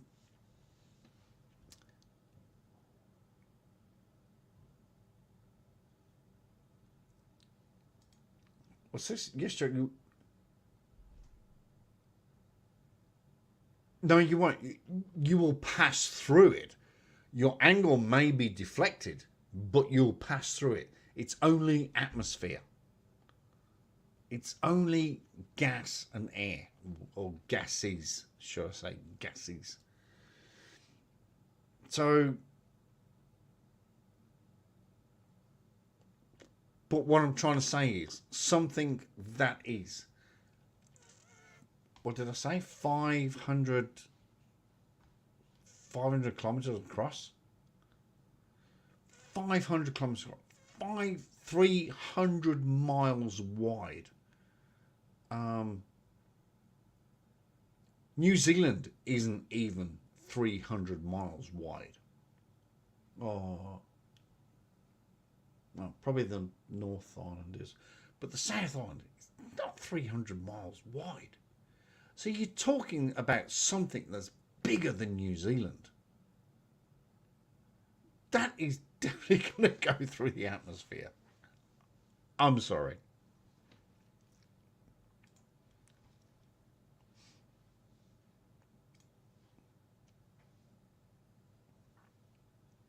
Pretty much.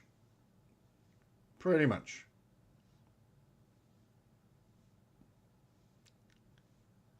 No, actually, no. No. What am I saying? Pretty much. It's the atmosphere is only gas.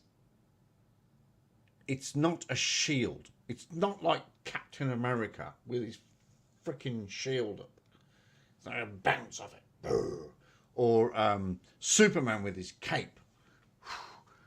Boom. If an asteroid wants to land on Earth, it will freaking land. Trust me. When was the last time you saw a dinosaur?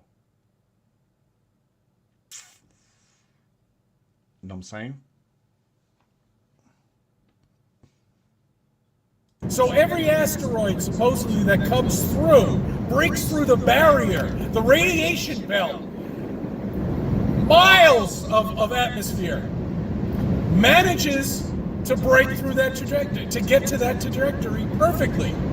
Because it would have bounced off if it didn't. Wow, man, you know, are you sure? Maybe those meteors might be... Now he changed it to meteors. This is where he changes it to meteors, because meteors do break through. And like I said, my nose is bleeding. I'm getting a nosebleed. Sorry, just bear with me a second, folks. I'm having a bit of a nosebleed.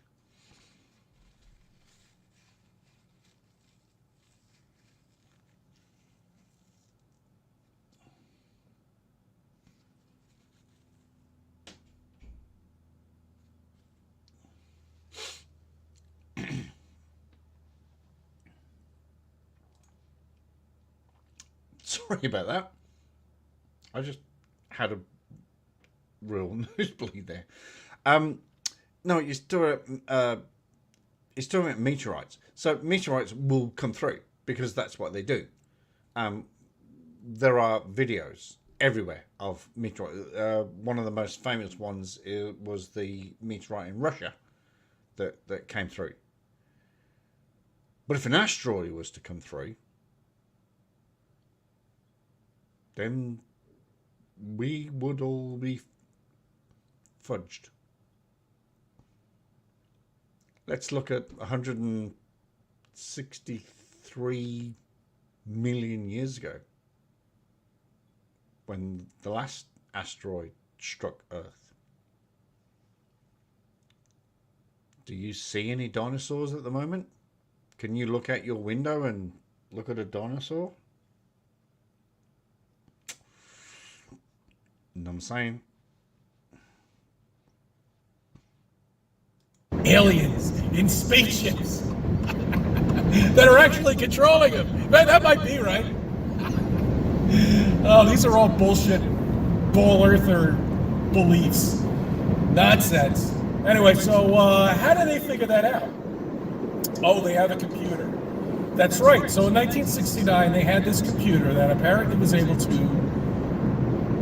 program the shuttle into a... Not the shuttle, Chris. Not the shuttle. A rocket. Trajectory correct, so it doesn't bounce off of the atmosphere. And it was perfect. Perfect. Launch. No testing, by the way, either. You don't have to test any of that. No. You also, guess what? You don't even have to test the lander either. Not one single test at all. Incorrect, Christopher. Incorrect. The landing module was tested, and on Earth it failed because of, guess what? Oh, I hate to use that word. Gravity. It fucked up because... Oh, did I just say fucked up? It fudged up because of gravity. Now, the moon's gravitational pull is 1/6 of the Earth. So they screwed up because they thought that here on Earth it was too heavy, but on the moon it would have just been very nice. Thank you very much.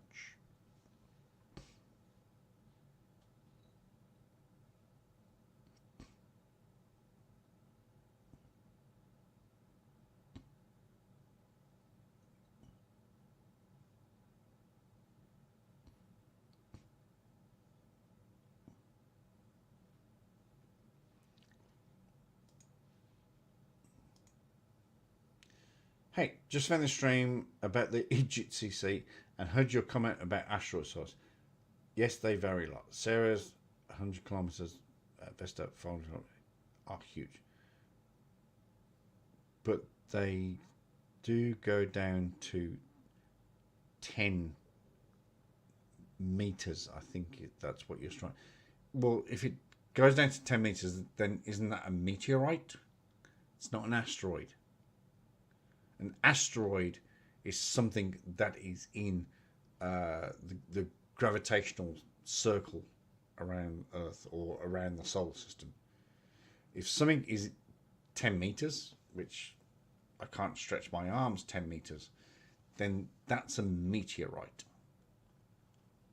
Which, because it then loses its mass, then it falls out of the gravitational pull, and that's why it comes down. But hey, Mary and the Netwall. Thank you very much for joining me. I appreciate it. Thank you so much. Thank you. Honestly, I do. And as I always say on this channel, when I say appreciate it, I well up. Honestly, I do well up because I appreciate everybody coming here. Thank you so much. But I hope you're enjoying this. And yes, thank you for that word. Here's an Egypt. Now, what would you do as an astronaut? As an astronaut who has family, who has a future, wouldn't you be concerned about this not being at least tested? The shuttle that you're in right now? Wasn't a shuttle. Just going to say once again, wasn't a shuttle. Tested on Earth? Nope, the first test was on the moon. Don't worry about it. Because the other tests of the other ones, they all exploded. None of them survived.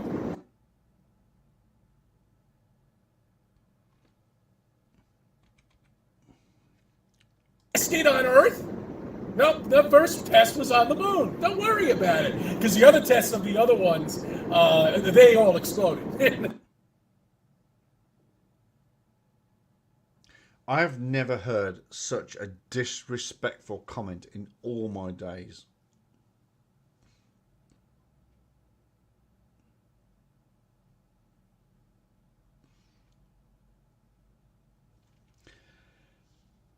I actually don't think I'm going to go there with that comment.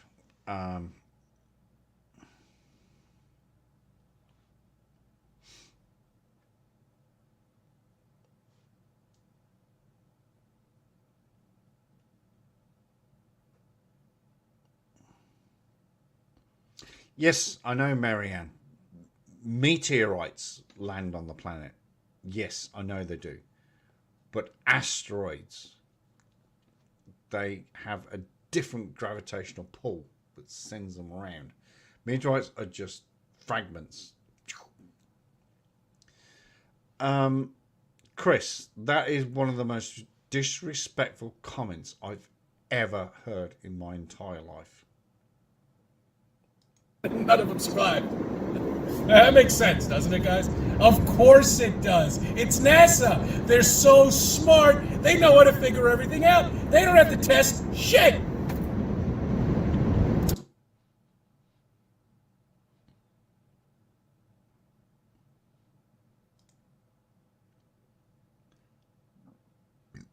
Tom Castro,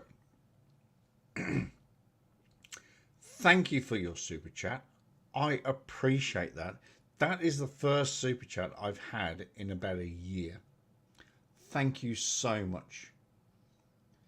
This guy's worse than most flat earthers. No, he... Oh, Jesus Christ.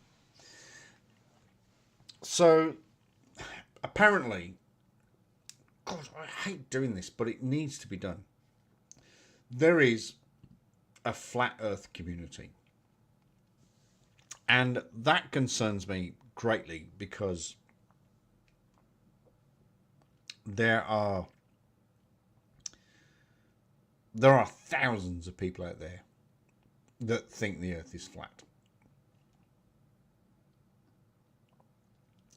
it concerns me a lot about society, education,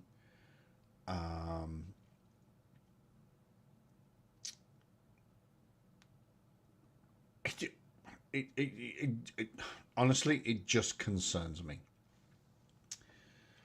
And CC here is trying to push and promote the flat earth. Not as bad as some people.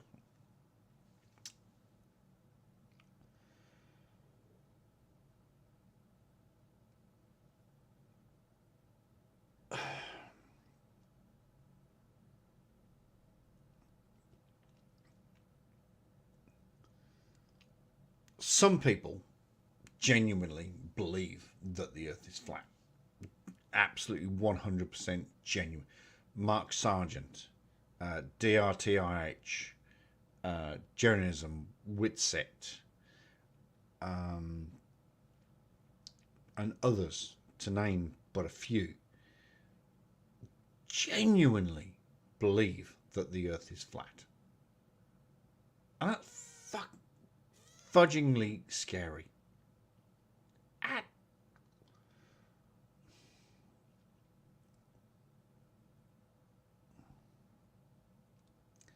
It's scary to believe that those kind of people believe, genuinely believe, that the earth is flat.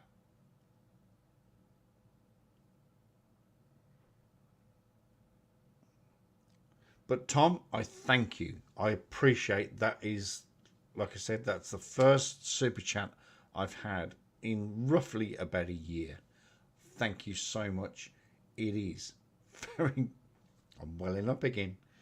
It is very much appreciated. Thank you very, very, very much.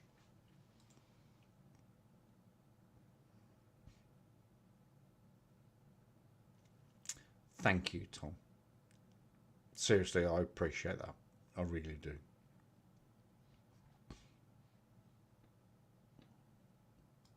So, also my question is, there's another problem.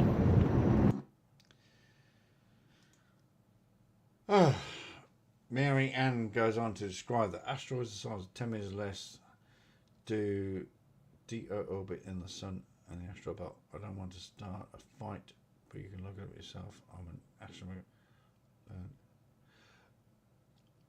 Mary Ann, I'm happy to learn. I'm happy, but this is just from me. This is just from Chuck. This is just from my knowledge. An asteroid is a huge body that has gravitational pull. A meteorite is a little speck, and it can just break that belt. It'll just fall to Earth because of our gravitational pull. Because our gravitational pull from the center of the Earth is greater than what's out there, and it just pulls it in. That's my understanding. I'm not in any way size, shape, or form an astronomist. It's just my understanding. But asteroids have a bigger body that they can keep going. I mean,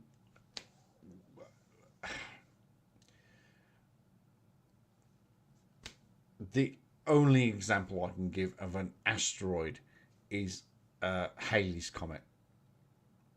We only see it every 73 years. That's because of the gravitational, and it's an oblong gravitational pull. It's not like that. It goes out and in and out and in every 73 years. Sadly, the last time it passed, I didn't see it because I was in a cloudy place, and I'm never going to see it again. Unless I live to be about 136 years old, I think it is.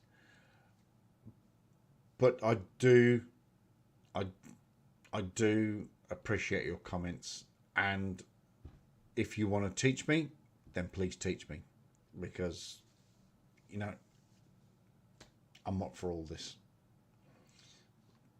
Seriously, I'm oh, Tom, bless you.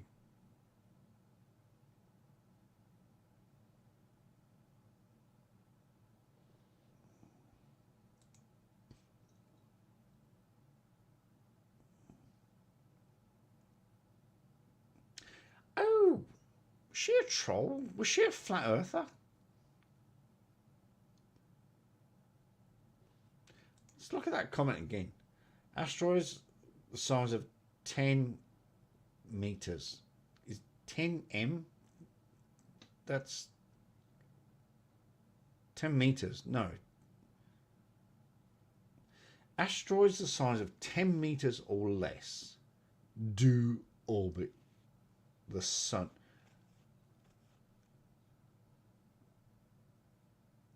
Oh, no, I think you're a...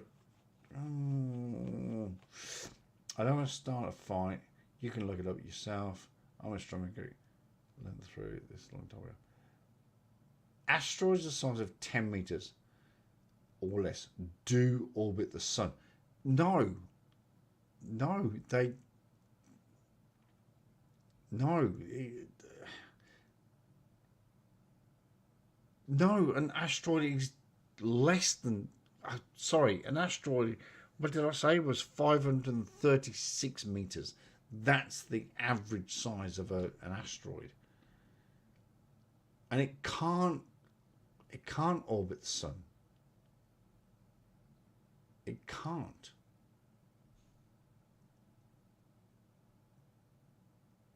And do you know how far the asteroid belt is away from Earth?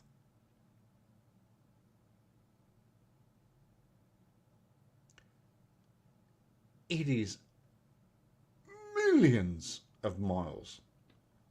Now, when you take into perception where I used to live in Perth, I used to live in South Perth, and Perth City was about 20 miles away, and it took me, you know, a good half an hour to get there. That's just 20 miles. So 20 miles, half an hour. The asteroid belt is hundreds of millions of miles away. So let's times 30 minutes by hundreds and millions. You have to grasp the size of this universe. You have to grasp the size of our galaxy. You have to grasp the size of everything. If you don't understand the size of everything, then you're screwed. I'm sorry, but you are screwed. And any argument you have is null and void until you understand the size of this place. You have got to grasp the size. Seriously.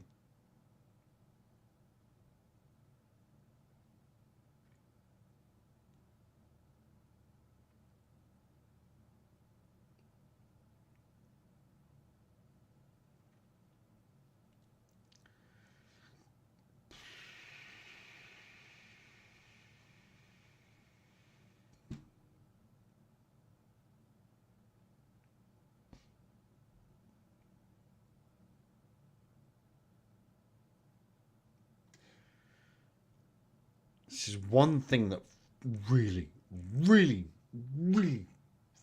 fudging frustrates me about flat earthers, is they do not comprehend the size of the Earth, the Moon, the Sun, the galaxy. Sorry, not the galaxy. The solar system, the galaxy, and the universe. It is freaking huge.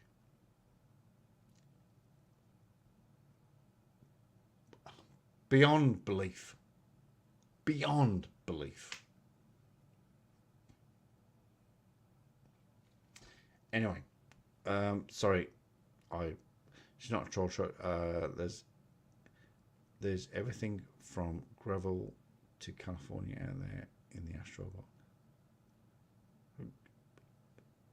From gravel to California, there are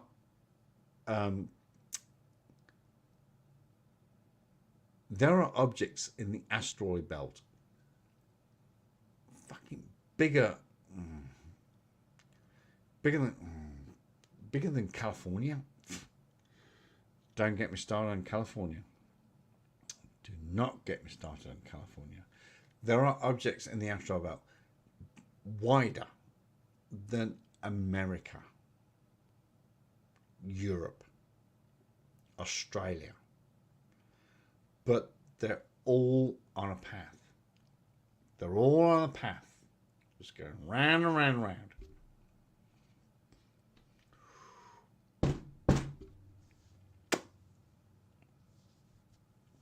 If space, so I can't read that.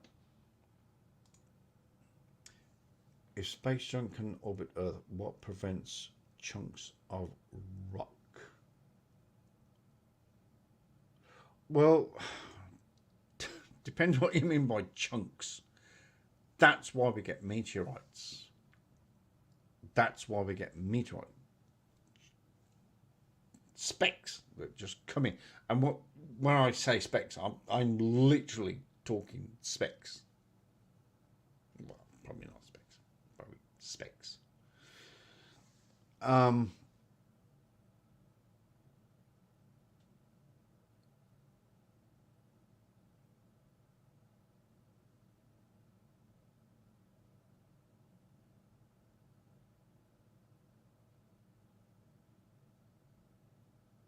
Yeah, the Kepler belt. Yeah, the Kepler. Thank you, Pedro. The Kepler belt is a belt of asteroids and meteorite. No, not meteorite. That's a bad word. That's a bad word. The Kepler belt is a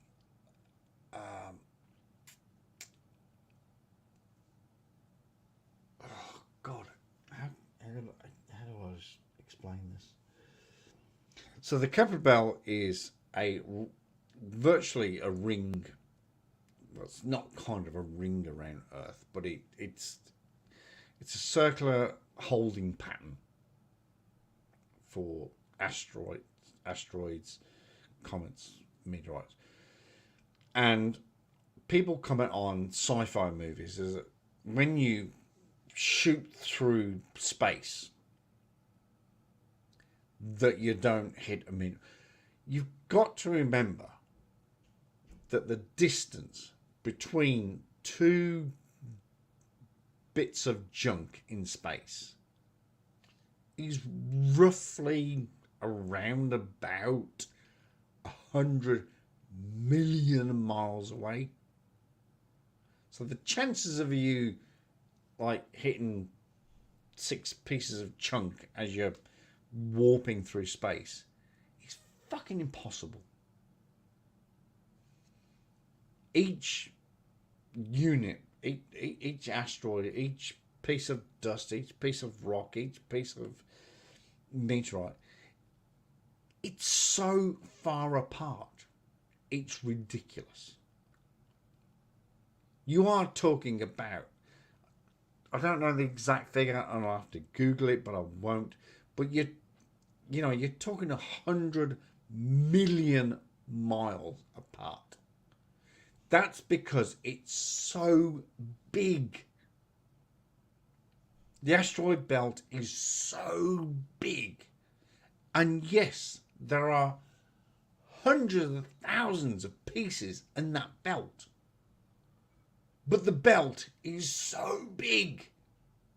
And each piece is so far apart.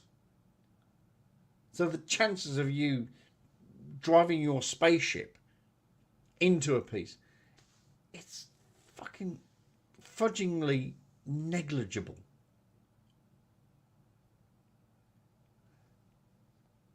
We have to understand how big the universe is, how big our solar system is. It's massive, huge, huge, huge, huge.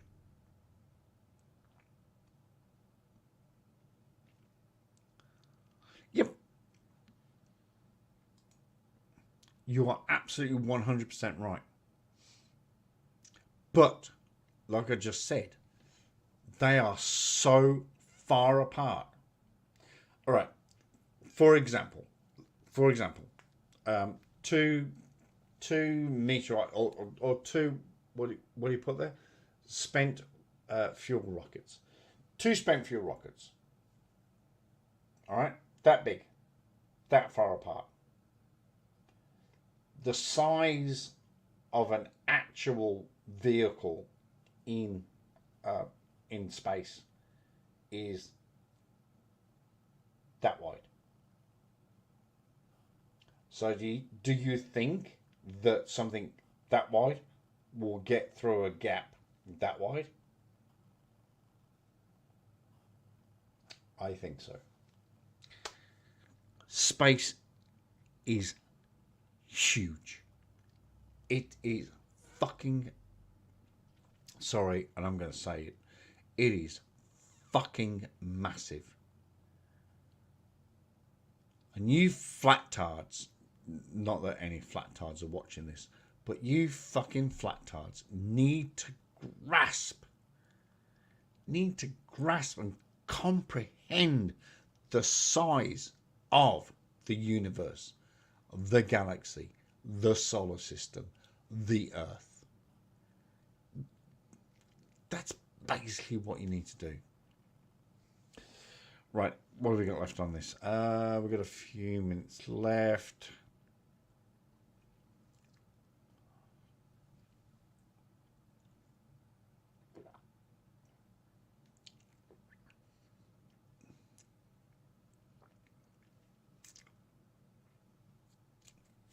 What about Mercury comets?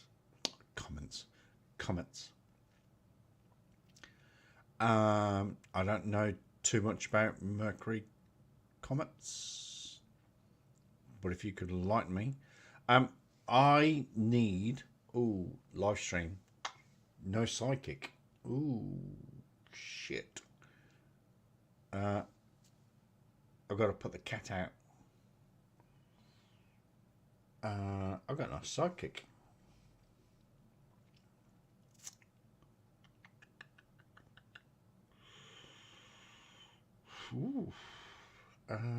What am I going to do? I've got no one.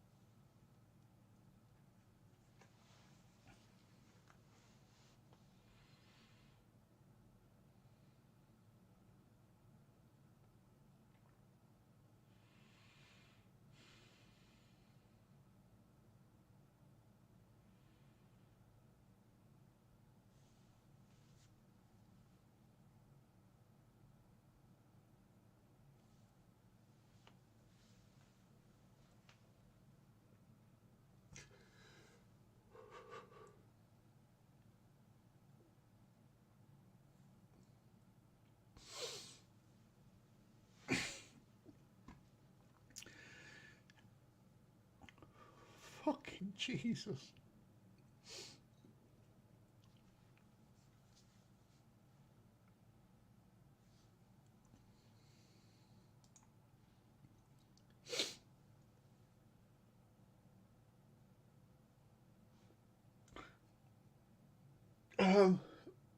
Ladies and gentlemen,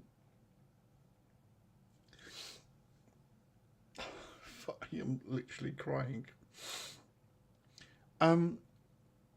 I have just received the largest. Oh my God. I've just received the largest super chat I've ever had. And it was funny. I spoke to Tom Castro a wee while ago about I'd never had a super chat in a year. I have just received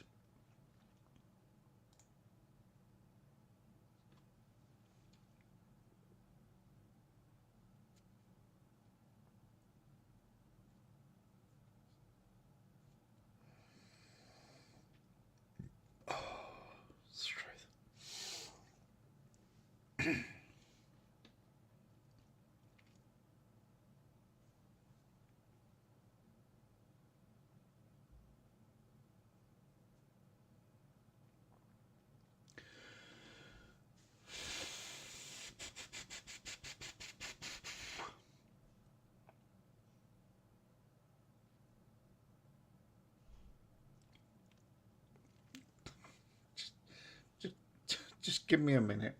Just give me a fucking minute.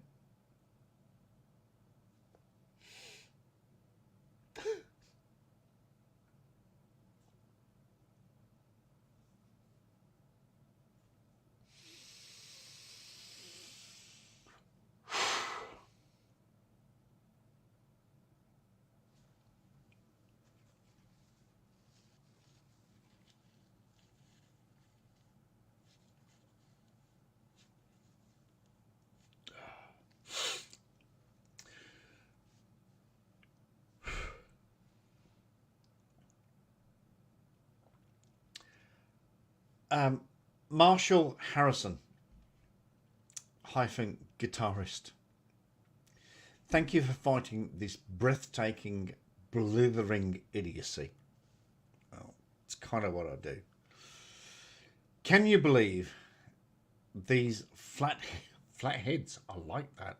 These flatheads think they know better than such luminaries as Sir Isaac Newton, Euler, Gauss, Einstein, essentially the smartest ever. Where's the humility? Come on!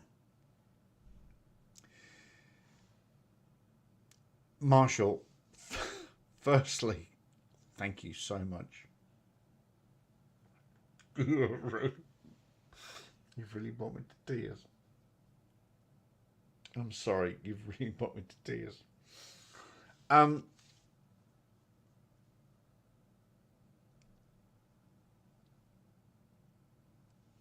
Yes, they do. They do. They believe that they are smarter than Einstein, Newton. If you go to MC Toon, sorry, not MC Toon, Conspiracy Cats. One of Conspiracy Cat's latest videos is where a flat earther thinks he's better than Einstein because of, guess what? Cherry picking. He takes his comment, 99.9% of it is correct, but he just misses off the last sentence, which debunks the other 99.9%. So they do think they're smarter, but only on paper. Not literally. Not in the classroom. Not in the college. Not in the university. They are not smarter than anybody. They are dumb as knuckles. Oh, what was the phrase I got taught in Perth? They're dumber than a box of hammers. I should record that, shouldn't I, as a meme? You know what? You're dumber than a box of hammers. Oh, I even did that in an American voice. Oh, that was quite funny. Marshall Harrison, thank you so much. That is ridiculously generous. I feel I should refund you fucking $90.99. Yeah, that's ridiculous. That is the biggest.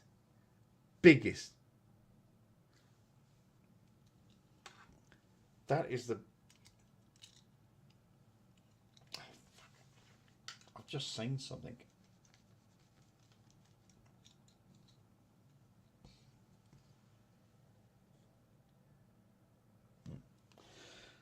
That is the biggest super chat I've ever had in just over 3.5 years. I can't thank you enough. I don't ask for super chats. I don't do this for super chats. It was, like I said a few minutes ago, I was only talking about Tom Castro sent me $5. Yeah, that'll get me a coffee. Thank you so much. Again,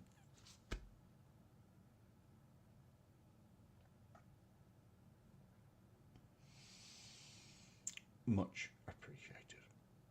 Seriously. Thank you.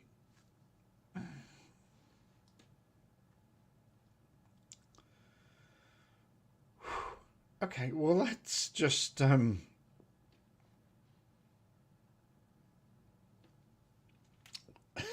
just put me in a bit of a curveball. Oh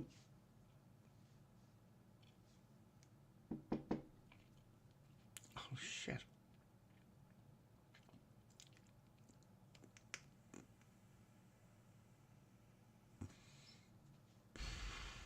Thank you, Lord.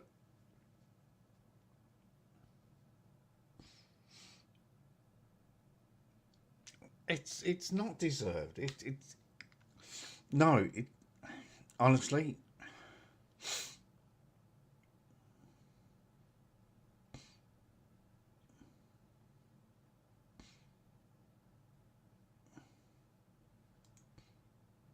Yeah, you're right.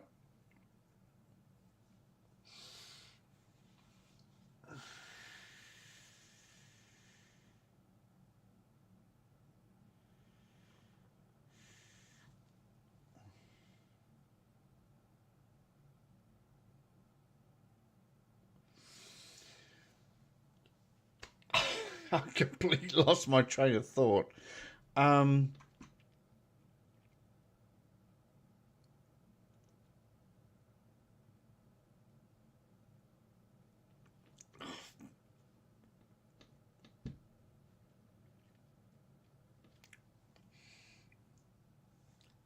Shit. Marshall, that is so generous. Thank you so much.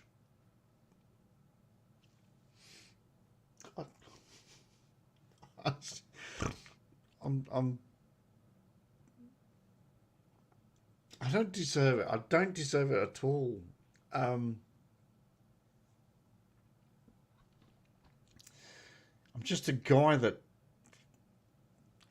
likes to bring humor and comedy and just light relief to this world.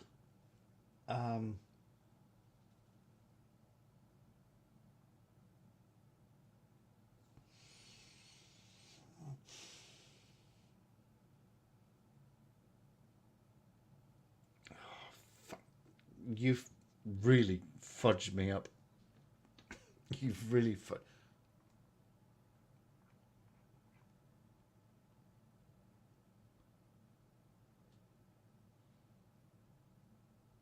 Have you?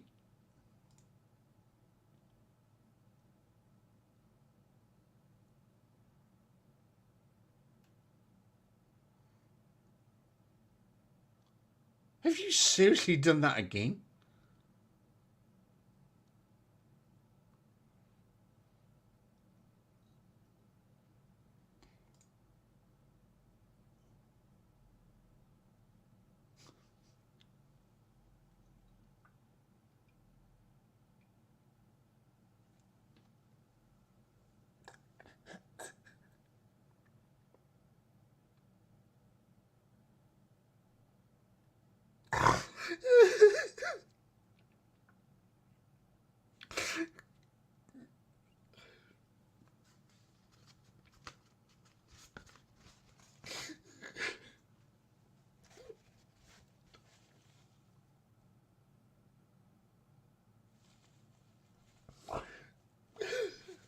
Stop it, please. Stop it.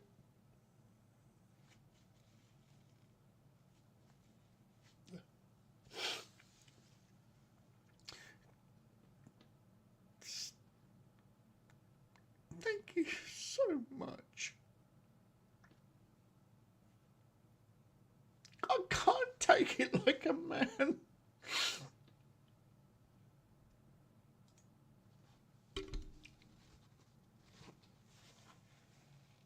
I can't take it like a man because that's just so generous. Yeah. Oh my God. Oh God. Not far off. Not far off. Oh my God.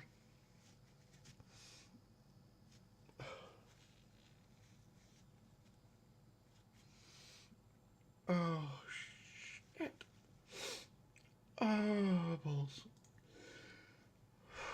God, you're killing me. All right. Whilst I go and recover myself, oh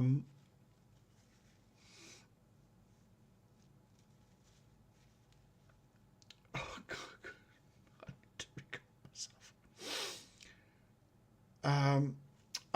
I did a video on I did a video on chemtrails, didn't I? Let's see if we can find that video.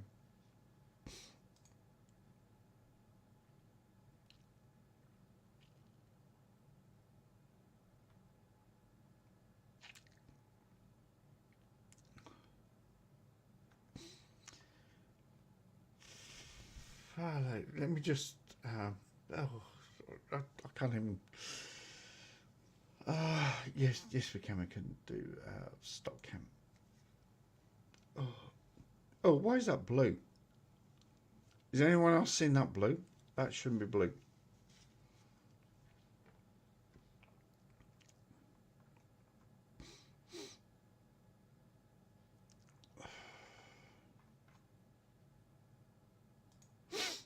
Oh, there we go. I think it's changed now. I did a video on chemtrails.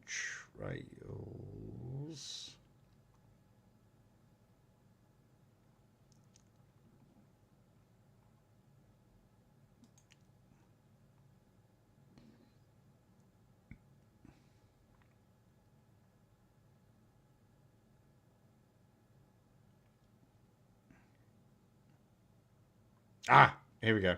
I've got it. Right, we're gonna watch this video. Today we'll... Oh, fuck. You know, I had my t-shirt stolen in California. We befriended somebody, so-called comedian that I've never since heard of again. And he stole my t-shirt. So the t-shirt that you're going to see in this video no longer exists. We're going to play this video, and I'm going to recover. And yeah. Fuck. Marshall, thank you so much. We look at chemtrails. Chemtrails are fairly easy to explain. They don't exist. Oh well, that was a short video. Gonna have a cup of tea, I think.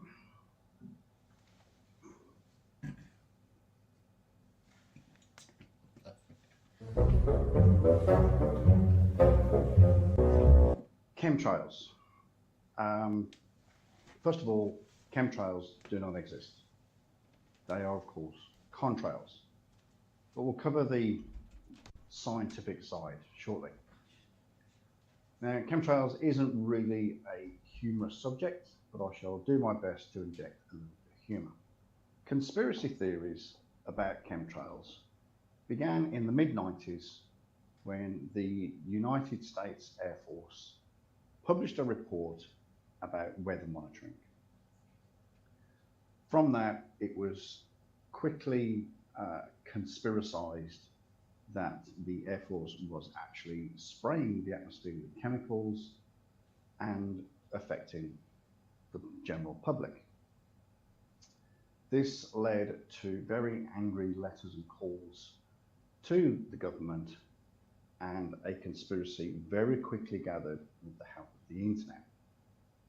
In the year 2000, the EPA, the FAA, NASA, and the NOAA collectively put out a fact sheet in relation to chemtrails.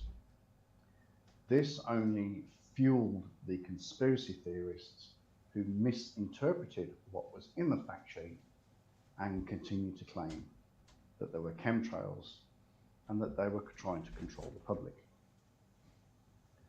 Unfortunately, the conspiracy wheels gathered pace when it was released in 2013 that the CIA, NASA, and the NOAA were to provide funds to the National Academy of Sciences in order for them to conduct further investigations in how to counteract global warming using geoengineering. Splits, it's a choc mocha dream. Or Becky's and cream, it's berry with your chocky. Nana with your toffee. Or passion and pan, that you just gotta have. Mix it up with Splits from the Collective. You know, the one with a cow on it.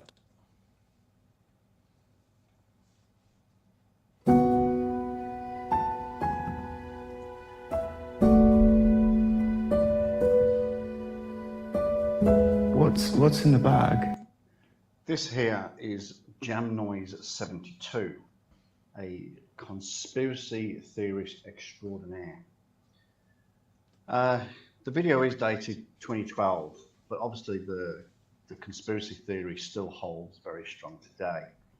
Hi guys, I'm just making this video because I'm sure a lot of you have seen the video I added yesterday, which was a story from the BBC Science and Environment on the news website, and it was a story about geoengineering, and just one of the articles was saying that the 72% of the public have agreed to geoengineering. I'm just going to quickly explain to you what geoengineering is. Now, geoengineering is a way of making the sun stop shining on Earth and to reflect it away from Earth. That's what geoengineering is. This is not altogether true. From the University of Oxford here, we have what is geoengineering.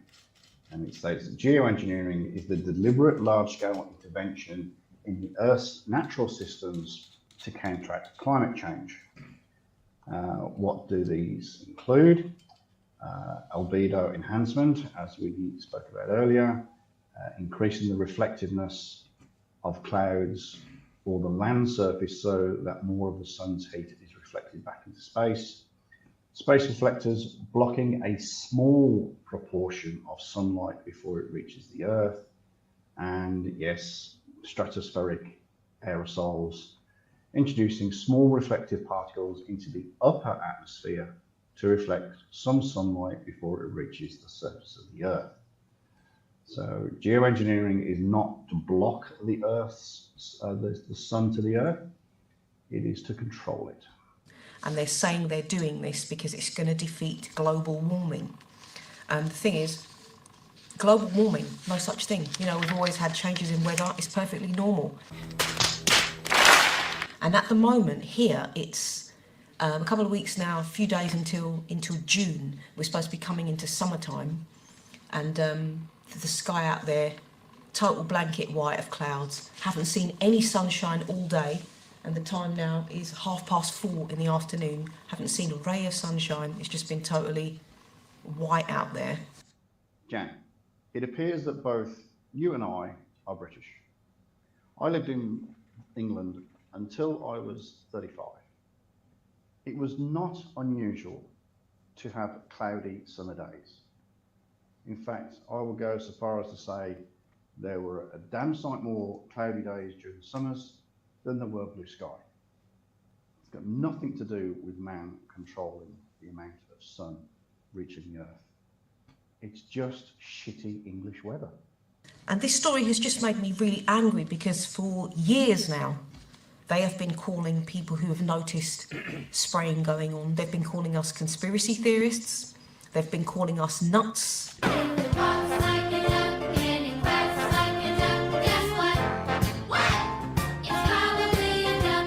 People have been, you know, ostracised by their friends, their family, their work friends, because everyone has been just assuming they're a nutcase because it's out in the mainstream media and they've made it look like anyone that's noticed this is an absolute freak. So, and there's a word going around, chemtard. No shit. And it was this picture here that totally, to be honest, pissed me off, right? So to all you people who think that those who are noticing the planes doing this is number 2, yeah? Atmospheric aerosols, yeah? That means they've got planes flying at a certain altitude lower than where a contrail would form, which is what we have all been saying, and these planes are spraying out chemicals which are then making the sun bounce off them and go back into space. So they've even got in the picture here, you know the haze that we see? Look at this. There's the haze. That's where they're spraying. This is a chemtrail. This is aerosol spraying. For all of you who say that it's not happening, this is a picture of geoengineering. What she is referring to here is this BBC news article that came out roughly around the same time. Now, as you can see, it comes under the technologies section and is obviously looking at the future of what could possibly be done to assist with global warming. Now, she concentrates very highly on this photo here. The article goes on to say that with the change in the Earth's reflectivity or albedo, so they've obviously suggested putting space reflectors up, spraying stratospheric aerosols in the upper atmosphere. This could reflect some of the light back out into space. And then there are some earthbound reflectors that they put in the desert. What she's going on about here is where she says planes are flying lower than the typical altitudes where you get contrails. She's obviously not grasped the concept that this thing is certainly not to scale.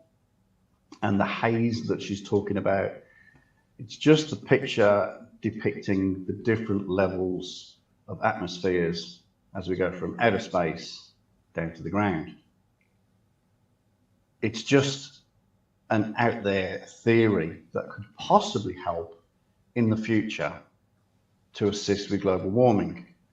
And as the article goes on to say down here at the moment, stratospheric aerosols seem to offer the most effect for the least investment, and could be deployed soon, but present an unknown risk to the environment. Obviously, they're not going to do that because they don't know how it's going to.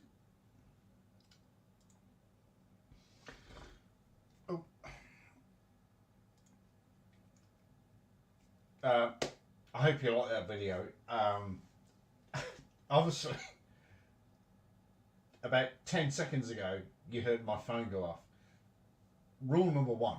Oh, sorry. Rule number one. Always turn your phone off. This video I made fucking years ago. But anyway, right. I've recomposed myself, and thank you.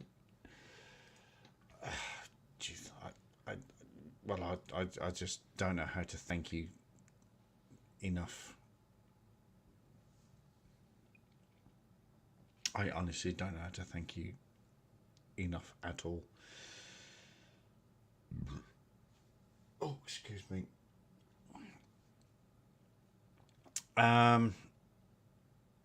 Yes, Puffy. I've still got a tissue. I'm still honestly, I'm still crying. Thank you very much. Thank you so much. What don't you know how to spell? What's going on here? What have I missed?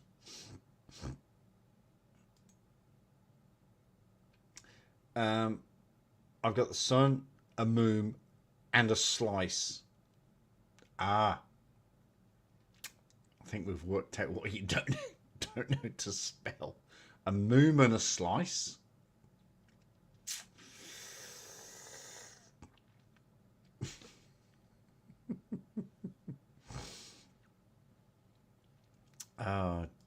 Chickens. Okay, let's move swiftly on.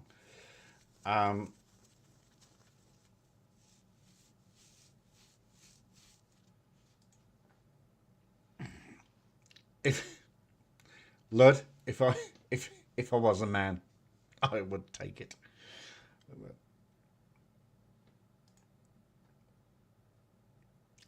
And Paragraph, I was about that far away from. I was about that far away from a heart attack. Trust me. Fudging. Trust me. Right. So let's carry on with Chris. See what he's got to say. The spinning of Earth. That's right. It's spinning at 1,000 miles per hour. So by the time... Incorrect, Christopher. The Earth spins at 1,017. Sorry, let me go back again. Incorrect, Christopher. The Earth rotates. It rotates at 1,017 miles per hour at the equator. Okay. They're looking at where they're trying to land, that's going to spin 1,000 miles per hour way before they land that shuttle. So how do you explain that? Oh, you're going to tell me that it's the atmosphere. That's right. So the minute they get into an atmosphere, they get a bump of 1,000 miles. Yes, that's right. Now think about that, okay? No, Christopher. You're very confused about this. You are seriously confused about what you're talking about here. What we have to consider, Chris, is that everything is relative. There are videos, and I mean, I can pull them up, but I won't. But there are videos of people jumping on a trampoline on a train, and as the person bounces on the trampoline on the train as it's traveling, I don't even know how fast it was going. I think it was about 100 miles an hour. The person landed perfectly in the center of the trampoline. That's because The train is traveling with the rotation of the Earth. The trampoline is traveling with the train. The person is also traveling with the train and the rotation of the Earth. So you basically bounce, travel, bounce, travel, bounce, travel, bounce, travel. We're all going at the same relative speed. Chris, you need to understand the size of the Earth. All you flat-tards need to understand is the size of Earth. You flat-tards need to understand the size of the solar system. You flat-tards need to understand the size of the universe.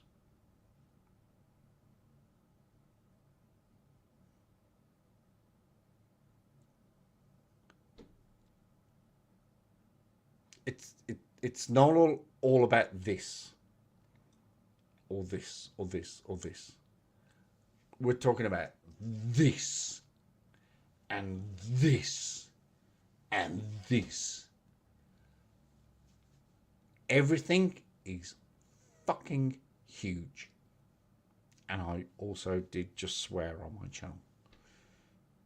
Everything is fucking huge. You need to grasp the concept of this.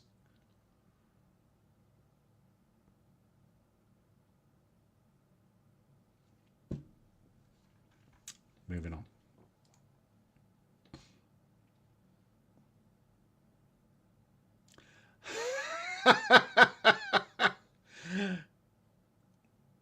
Yes, I am still live, and if you want to jump in, I will send you the link privately. Hello, Brody. Hello, you. You little minx. Let me fix that. Right. You're in this rinky-dink tin can. Okay, you're in space now. You're not moving. Everything is calm. Of course, that apparently that's what space is like. You know, I don't know myself, but that's what the astronauts explained it to me. Yeah, very calm. You know, nothing's going on. Whoa, whoa, whoa, whoa, whoa, whoa, whoa, whoa, whoa, whoa, whoa, whoa, whoa, whoa, whoa, whoa, whoa, whoa, whoa, whoa. Stop it. Stop it. Let's just rewind there just a wee bit after I've done this. Whoa, whoa, whoa, whoa, whoa, whoa, whoa. Out. Bugger. Hang on. Let me. Whoa, whoa, whoa. Whoa. What did I just hear there? You're in space now. You're not moving. Everything is calm. Of course, that apparently that's what space is like. You know, I don't know myself, but that's what the astronauts explained it to me. That's what the astronauts explained it to me.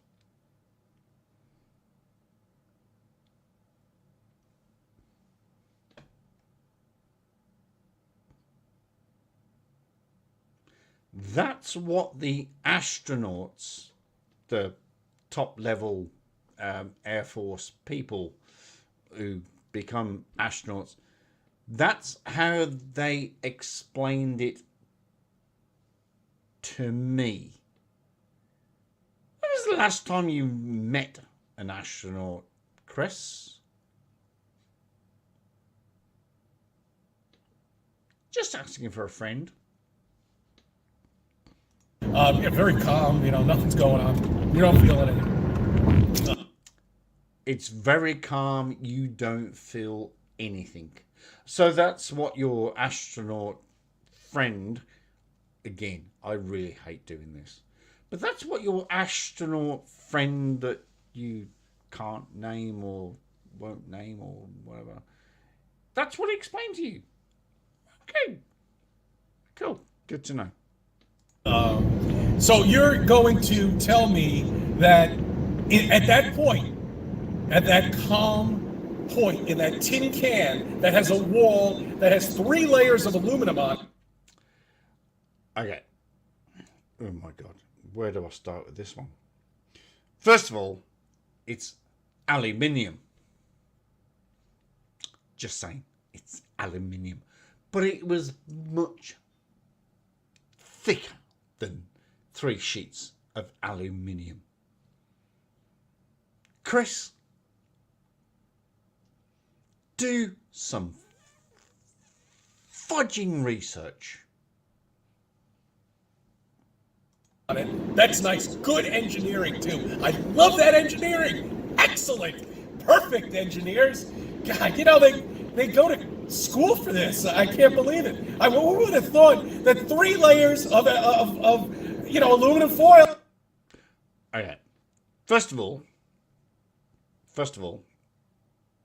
on those last few words, it's aluminium. Aluminium. And you have previously commented on when you went to school and you didn't graduate.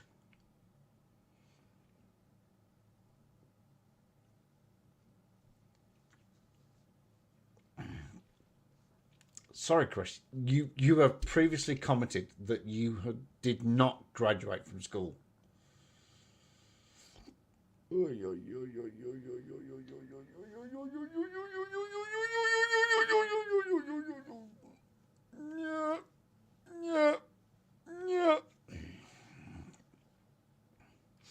And also, just to say to Brody Grove, who is the son of Dave and Katie Grove, is I need to reiterate that if it wasn't for those two, I would not be here right now. So if you are watching, Brody, you know I love you. You know I love you beyond all recognition. Anyway. What? You can survive in space? Yes! Awesome! Perfect! Look at that. That's NASA engineering for you. And put everything outside.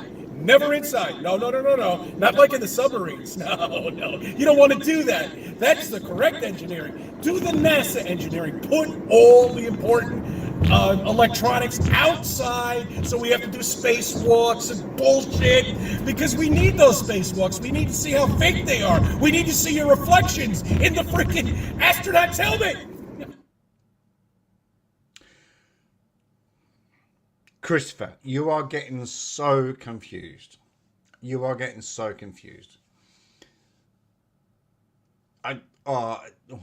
Yes, you are, and yes, you're not. Spacewalks, yes, there were spacewalks on the moon. Obviously, all of the astronauts, all 12 astronauts that landed on the moon did spacewalks. And yes, there was reflective material in their visors because of the freaking sun. But you're talking about put all of the electrical equipment on the outside. You're talking about the ISS. And yes, astronauts do need occasionally to step outside of the ISS and do spacewalks. Honestly, I hate doing this. But it's essential, because if the astronauts on the ISS need to connect equipment, need to connect capsules, you can't do that from inside. Can you? Let me put it like this, Chris. Let me put it like this. If you... Let me put it like this. If you had to change your tyre on your vehicle, shall we call it, could you do it from inside? Don't think so. So you would have to go outside of your vehicle to change the tyre. That means you have to go outside. And that means you have to use the jack to raise your vehicle. And then you'd have to use the crossbar to take off the nuts. Oh, jeez, Chris.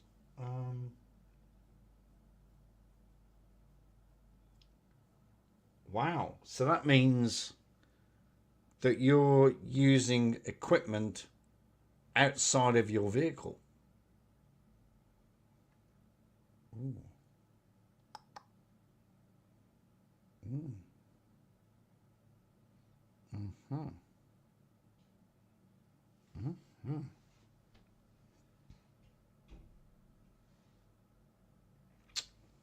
All right, let's see what else you've got to say.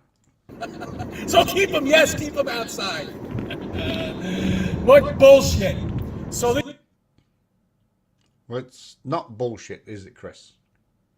At the end of the day, you're driving your car now. You're sitting in your car because I truly believe, and you can potentially quote me on this, but I think that your wife has kicked you out of the house for recording your videos, so you have to record them in your car.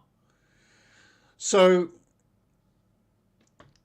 you're driving down the freeway and you have a blowout. So are you going to fix that tire from inside your car? Ooh. So does that mean you have to step outside your vehicle? Just asking for a friend. this shuttle is now landing on Earth.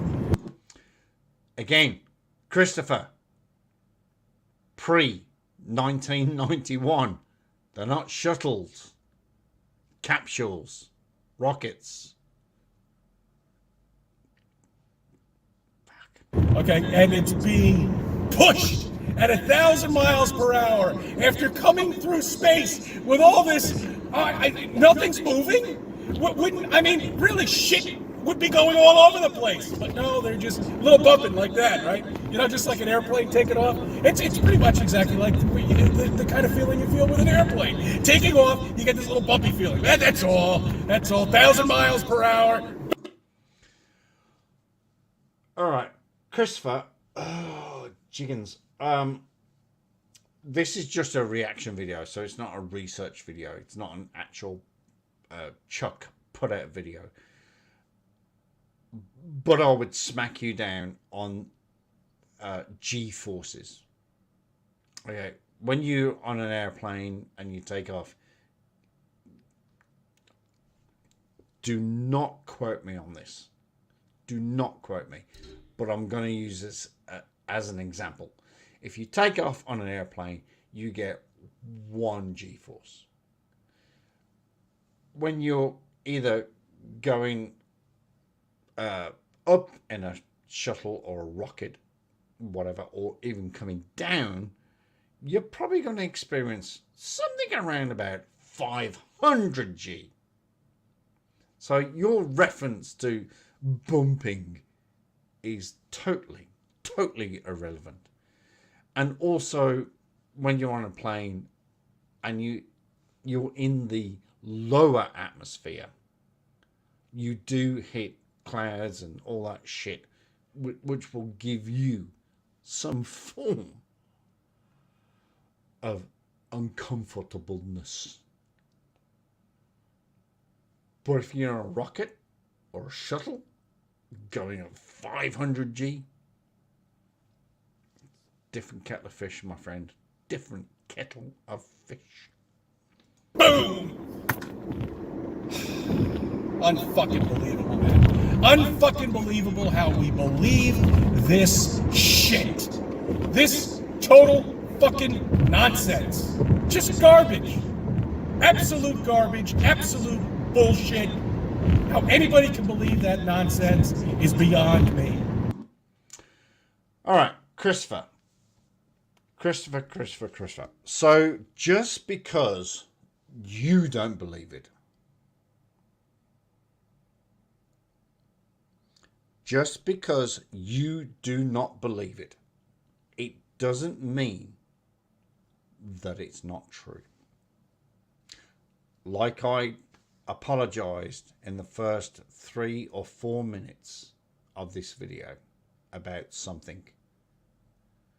Just because I don't believe in it doesn't mean that it's true.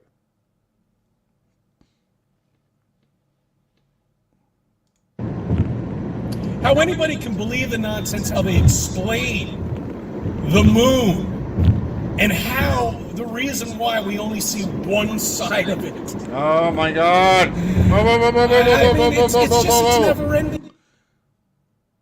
There is only one reason why we only see one side of it. And it's been documented and proved, is that the moon is locked in gravity. I'm sorry, you don't believe in gravity, do you? Oh, who am I talking to?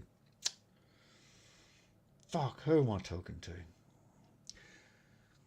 The moon is locked in gravity. Therefore, as the Earth rotates, the moon, unfortunately, stays still. And I'm sorry, I apologize for the moon. In fact, I hereby, on the authorization of every person in New Zealand, I apologize that the Earth doesn't rotate. As the moon spins, the moon is locked in gravitational pull. It stopped. Somehow, I will look it up, but the moon just locked. I went, no, I'm not going to spin anymore. I'm stopping. Or, no, I don't think it actually span. I think it just, when it was first developed, it just went, nah, that's it. I'm done.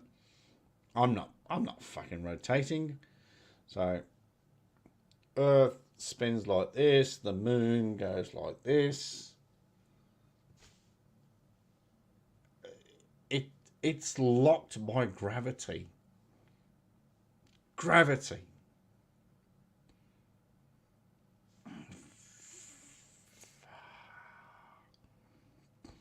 With this, it really is. People have to look into this shit. Okay.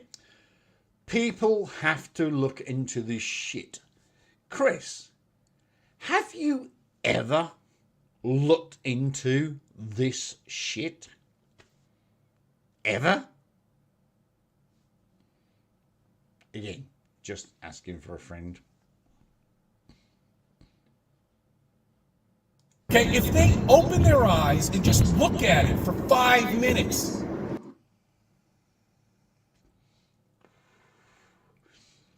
Just picked up on what he said there. They. Not us. They. Interesting. And say that's not right. That's wrong. Jesus. Fuck. Unbelievable. So it's a little thing to think about. How do clouds form? How do clouds form on Earth? What exactly? Oh, I see. I know what the scientist is going to say. It's just like how planets form. That's right.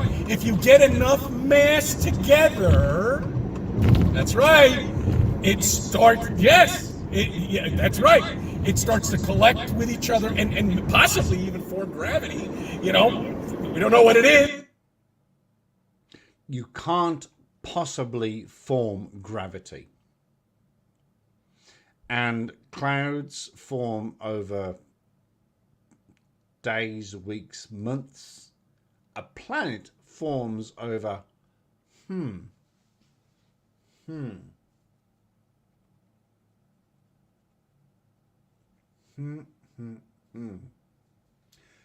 billions of years. Billions. Clouds form over days or weeks or months due to atmospheric conditions in our system. Planets, dude, come on. Ooh, I'm gonna rip you apart a new one day. Fuck me dead. I mean, fudge me dead. We don't know how you form it. We have no idea. But that's and then the planet is formed, right? So that's how a cloud is formed. Remember in one video I told you I've never seen a round cloud before in my life. But I watched this video. I watched that video where he said, I've never seen a round cloud. Well, you're not going to see a round cloud, are you?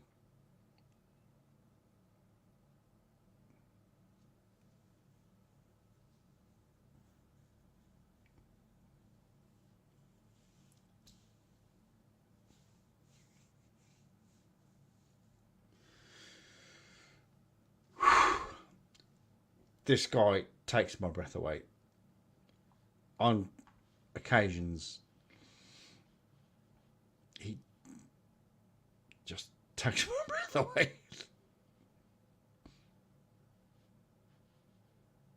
Anyway, how do clouds form like that? You know, so you're telling me now gas, you're taking the physics of gas. So if you get enough gas together, okay, it's just going to form these puffy little clouds, right? No, you know what I believe? I believe they're probably cloud makers. Okay, somewhere, probably, obviously at the edge.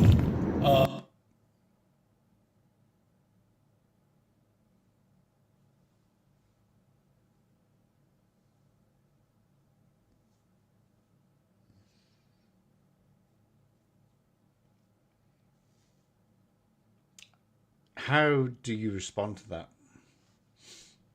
How do you respond? There are cloud makers at the edge.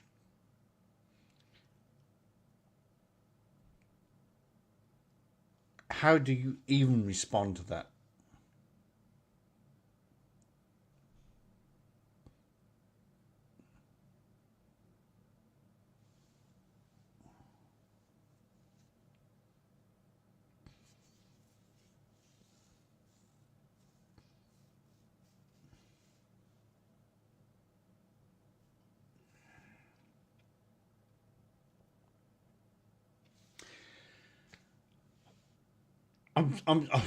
I'm genuinely serious. How do you respond to that?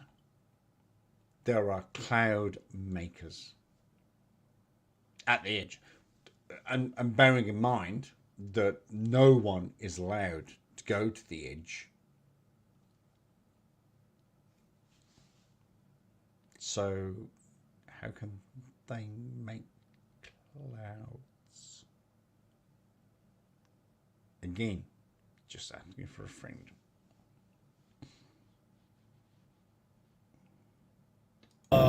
Possibly where the dome is, I'm not sure. I don't know. This is one of the common attributes through all of Chris's videos. When he talks about how far is the sun away, I don't know. How is there a firmament? I don't know. Is there something? I don't know. I don't know. I don't know. I don't know. It's Chris. It's because one, you haven't done any research, therefore you don't know. And B, you've been fed bullshit, and therefore you don't know.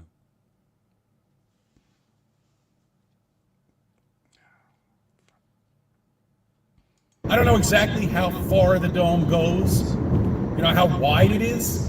You know, does it stop at Antarctica? Do you have to go 1,000 miles after you enter Antarctica in order to get to the dome? I don't know. Is it 100 miles? 1,000 miles? If there's more land, then the dome should be covering that part too. So these are all things that us flat earthers think about. We come up with ideas.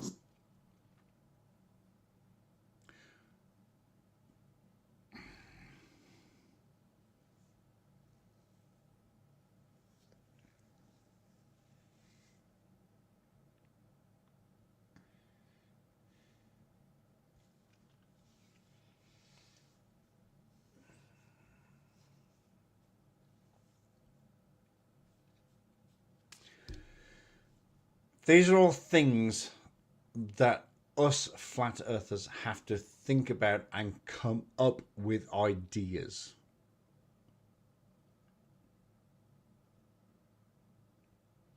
Aren't all flat earthers supposed to be on the same plane? Oh, no, bad choice of words. Aren't you supposed to be on the same level? Seriously? So the 99.99999999999999999% of people that know that our... Oh shit, I've got hiccups. That they all know that our Earth is a globe. And you, oh, I've got hiccups. And you 0.000000001% people think the Earth is flat. Yet, so that means, I don't know, what, 8 billion people in the world. No, 1%. So you're like 80,000, 100,000 people, but yet you can't agree on the actual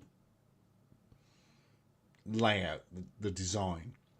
Some of you think there's a dome. Some of you don't think there's a dome. Some of you think that the wall is 200 meters high. Some of you think it's 100.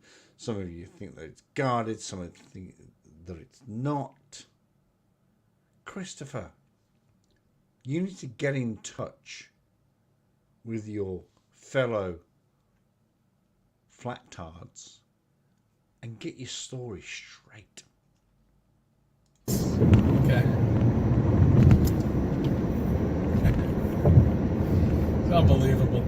They can't even give us they can't even explain how clouds form. You know, they give us this bullshit scientific garbage that makes no fucking sense at all. They give us this scientific garbage. Well, hate to burst your bubble, Christopher, but it is scientific, and we can predict cloud cover. When flat Earth is just so simple to understand, you know, it really is how volcanoes work. You know, what's underneath us? Obviously, lava of some sort, warmth, possibly, whatever. Warmth.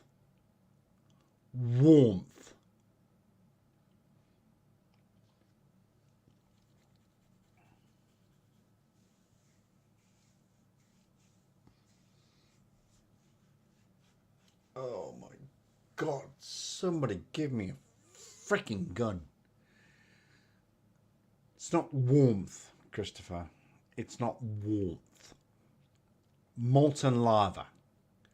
Hundreds of thousands of degrees.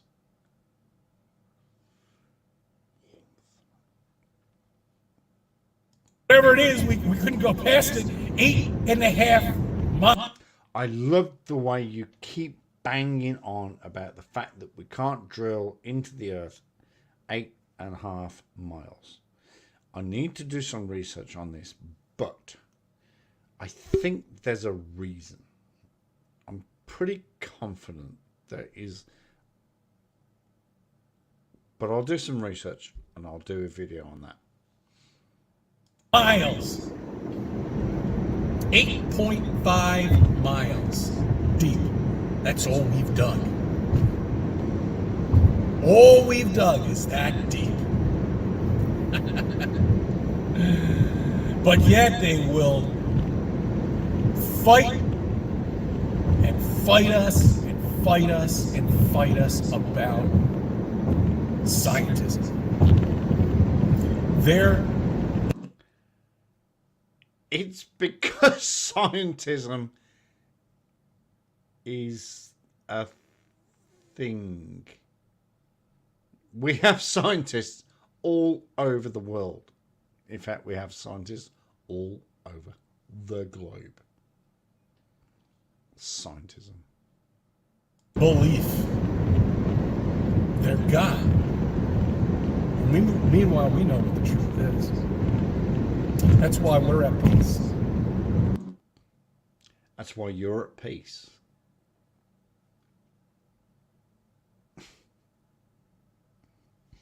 Or you and your flurfers got a lie to a flurfer, as they say. That's why you're at peace. Because we know nothing's going to happen. In terms of nature, in terms of meteors, in terms of UFOs.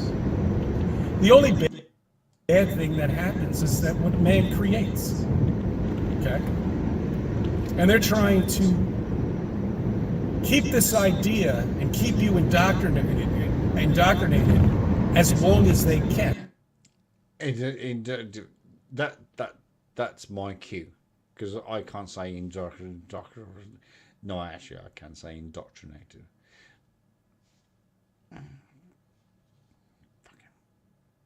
You're a retard. Sorry. Because they're hiding so much. See, back in the 20s, they didn't really have to hide anything because they didn't know. But then when 1960 came, 1958 came, and they figured it out, ooh, they really locked things down, didn't they? It was 1959. I think that's what you're referring to, the Antarctic Treaty. Let me just confirm my figures.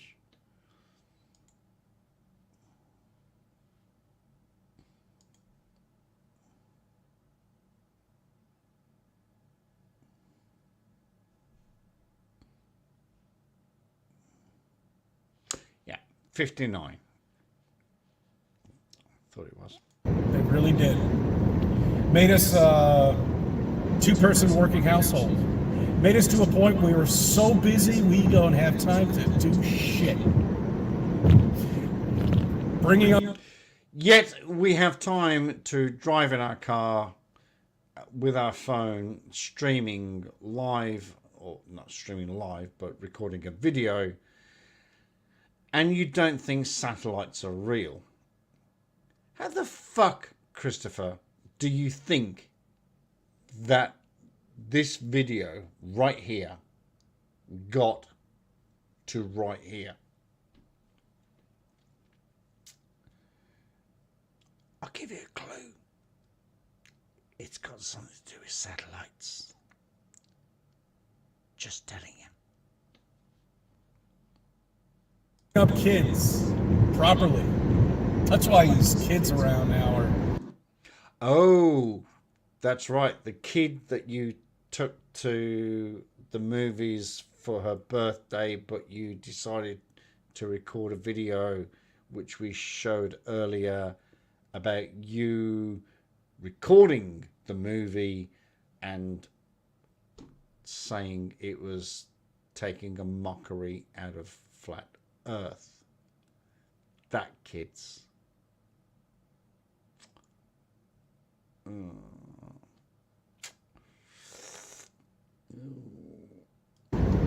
You got to see the generation of kids now. I mean, they are so different than the generation I had when I was growing up. We had respect for police. We had respect for adults. We had respect for people on the road. We also had respect for the belief in that the earth was a globe. Yes, that's right. And you have previously commented that when you were at school, you believed it. But then you went on to say that you didn't finish your education. And you have also commented that you did not pay attention in some classes.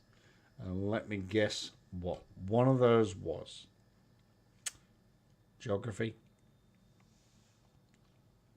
Just saying. Okay. This generation of kids is so fucking lost. They're so gone. They're not going to make it as adults.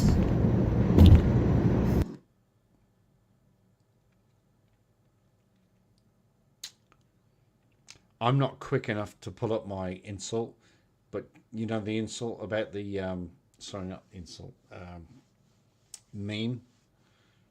The guy playing the piano, guitar, and the pot can't call the kettle black. Boom. When they turn 40, they're going to be the biggest joke in the world. And the pot can't call the kettle black.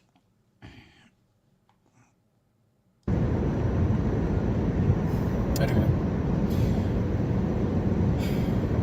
I thank you for subbing. All right, that's it. I'm done. I love that. That was great fun. That was great fun. Thank you so much. What's this?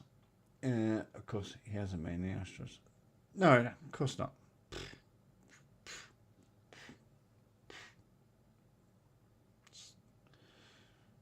Not gonna happen. No, not gonna happen. Nope. Well, that was beautiful. Ladies and gentlemen, thank you so much. We have been going live for nearly 4 hours. We have had a blast. Well, I've had a blast. I'm not sure about you, but I've had a great time. Thank you so much. I cannot thank enough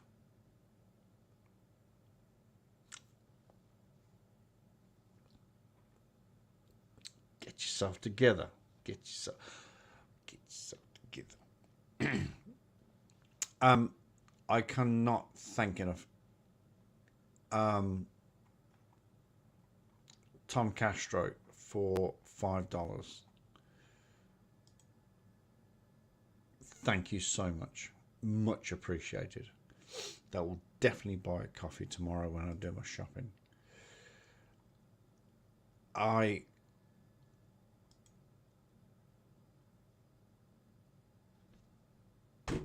honestly do not know what to say about this. Marshall Harrison, guitarist, thank you so much. Thank you for fighting this breathtaking, blithering idiocy. Can you believe these flatheads think they know better than such luminaries as Isaac Newton, Euler, Gauss, Einstein, essentially the smartest ever? Where's the humility? Come on.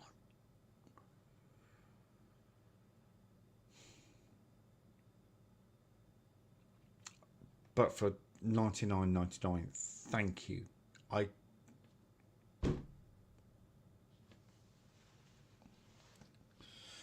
I never ask for it, and I never expect it. And that is the absolute 100% truth. I never ask for super chats. You will go on channels and you will look at channels and they will go, oh, you know, give me money before I talk to you. You want to come and talk to Chuck? Talk to Chuck. He'll talk to you. You don't need a dummy. You don't need a cent. You don't need a quarter. Hang on. Cent, dime, quarter, 50 cents, a buck. Basically, you don't need money to talk to me. You never, ever need money to talk to me. I've done videos before where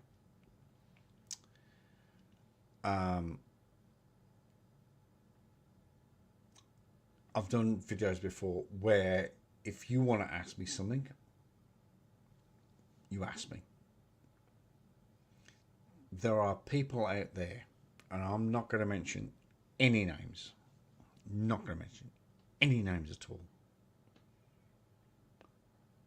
But if you want to ask them a question, they will charge you. They will request a super chat for a question.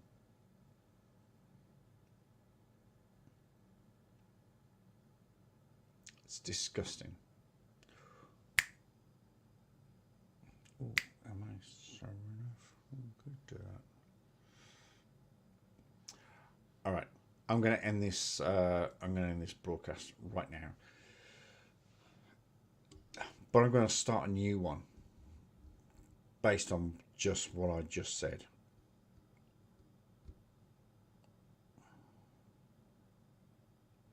Yeah, I'm going to do that.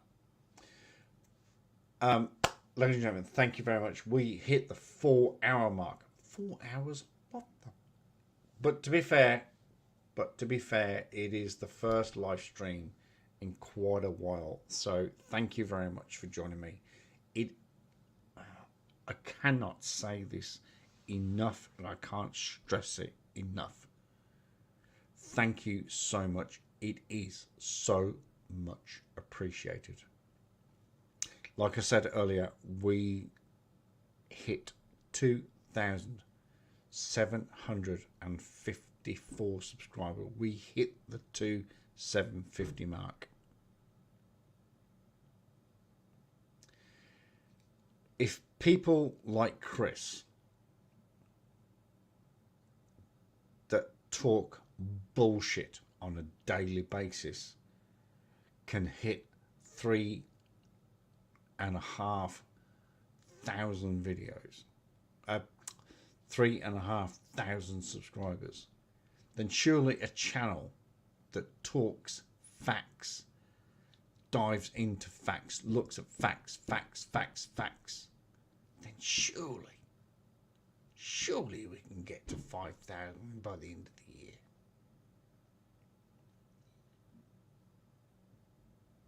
Surely we can do that. Can we?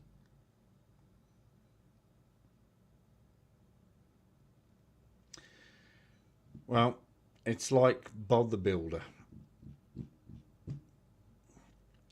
Like Bob the Builder, when someone asks him, can we fix it? Bob the Builder says, yes, we can. Thank you very much. Thank you for being here. It has been, yeah, look, it's been a gas. I don't like that phrase because it smacks of terrorism, but just kidding, just joke. Thank you very much. Thank you for being here.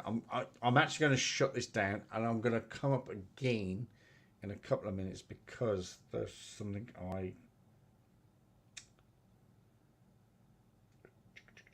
there's something I need to mention, but I'll refer to my notes.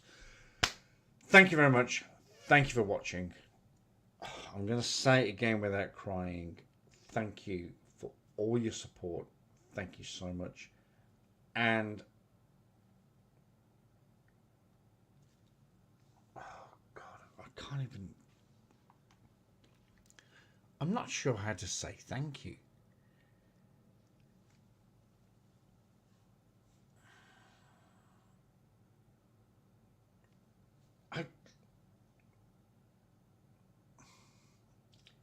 I just don't know how to say thank you. Well, I do. You go. Thank you.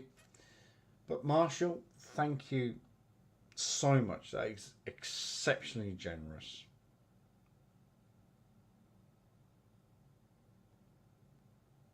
Somehow I will pay you back. I mean, not in literal terms, but in lateral terms.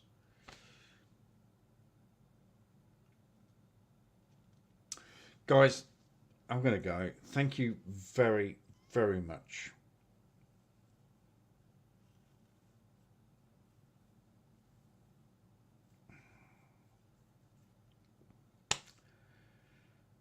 I'm still lost for words. I'm still lost for... Right, I need to click this button. Lost my mouse. Right. Thank you very much. And please all take care. And good day.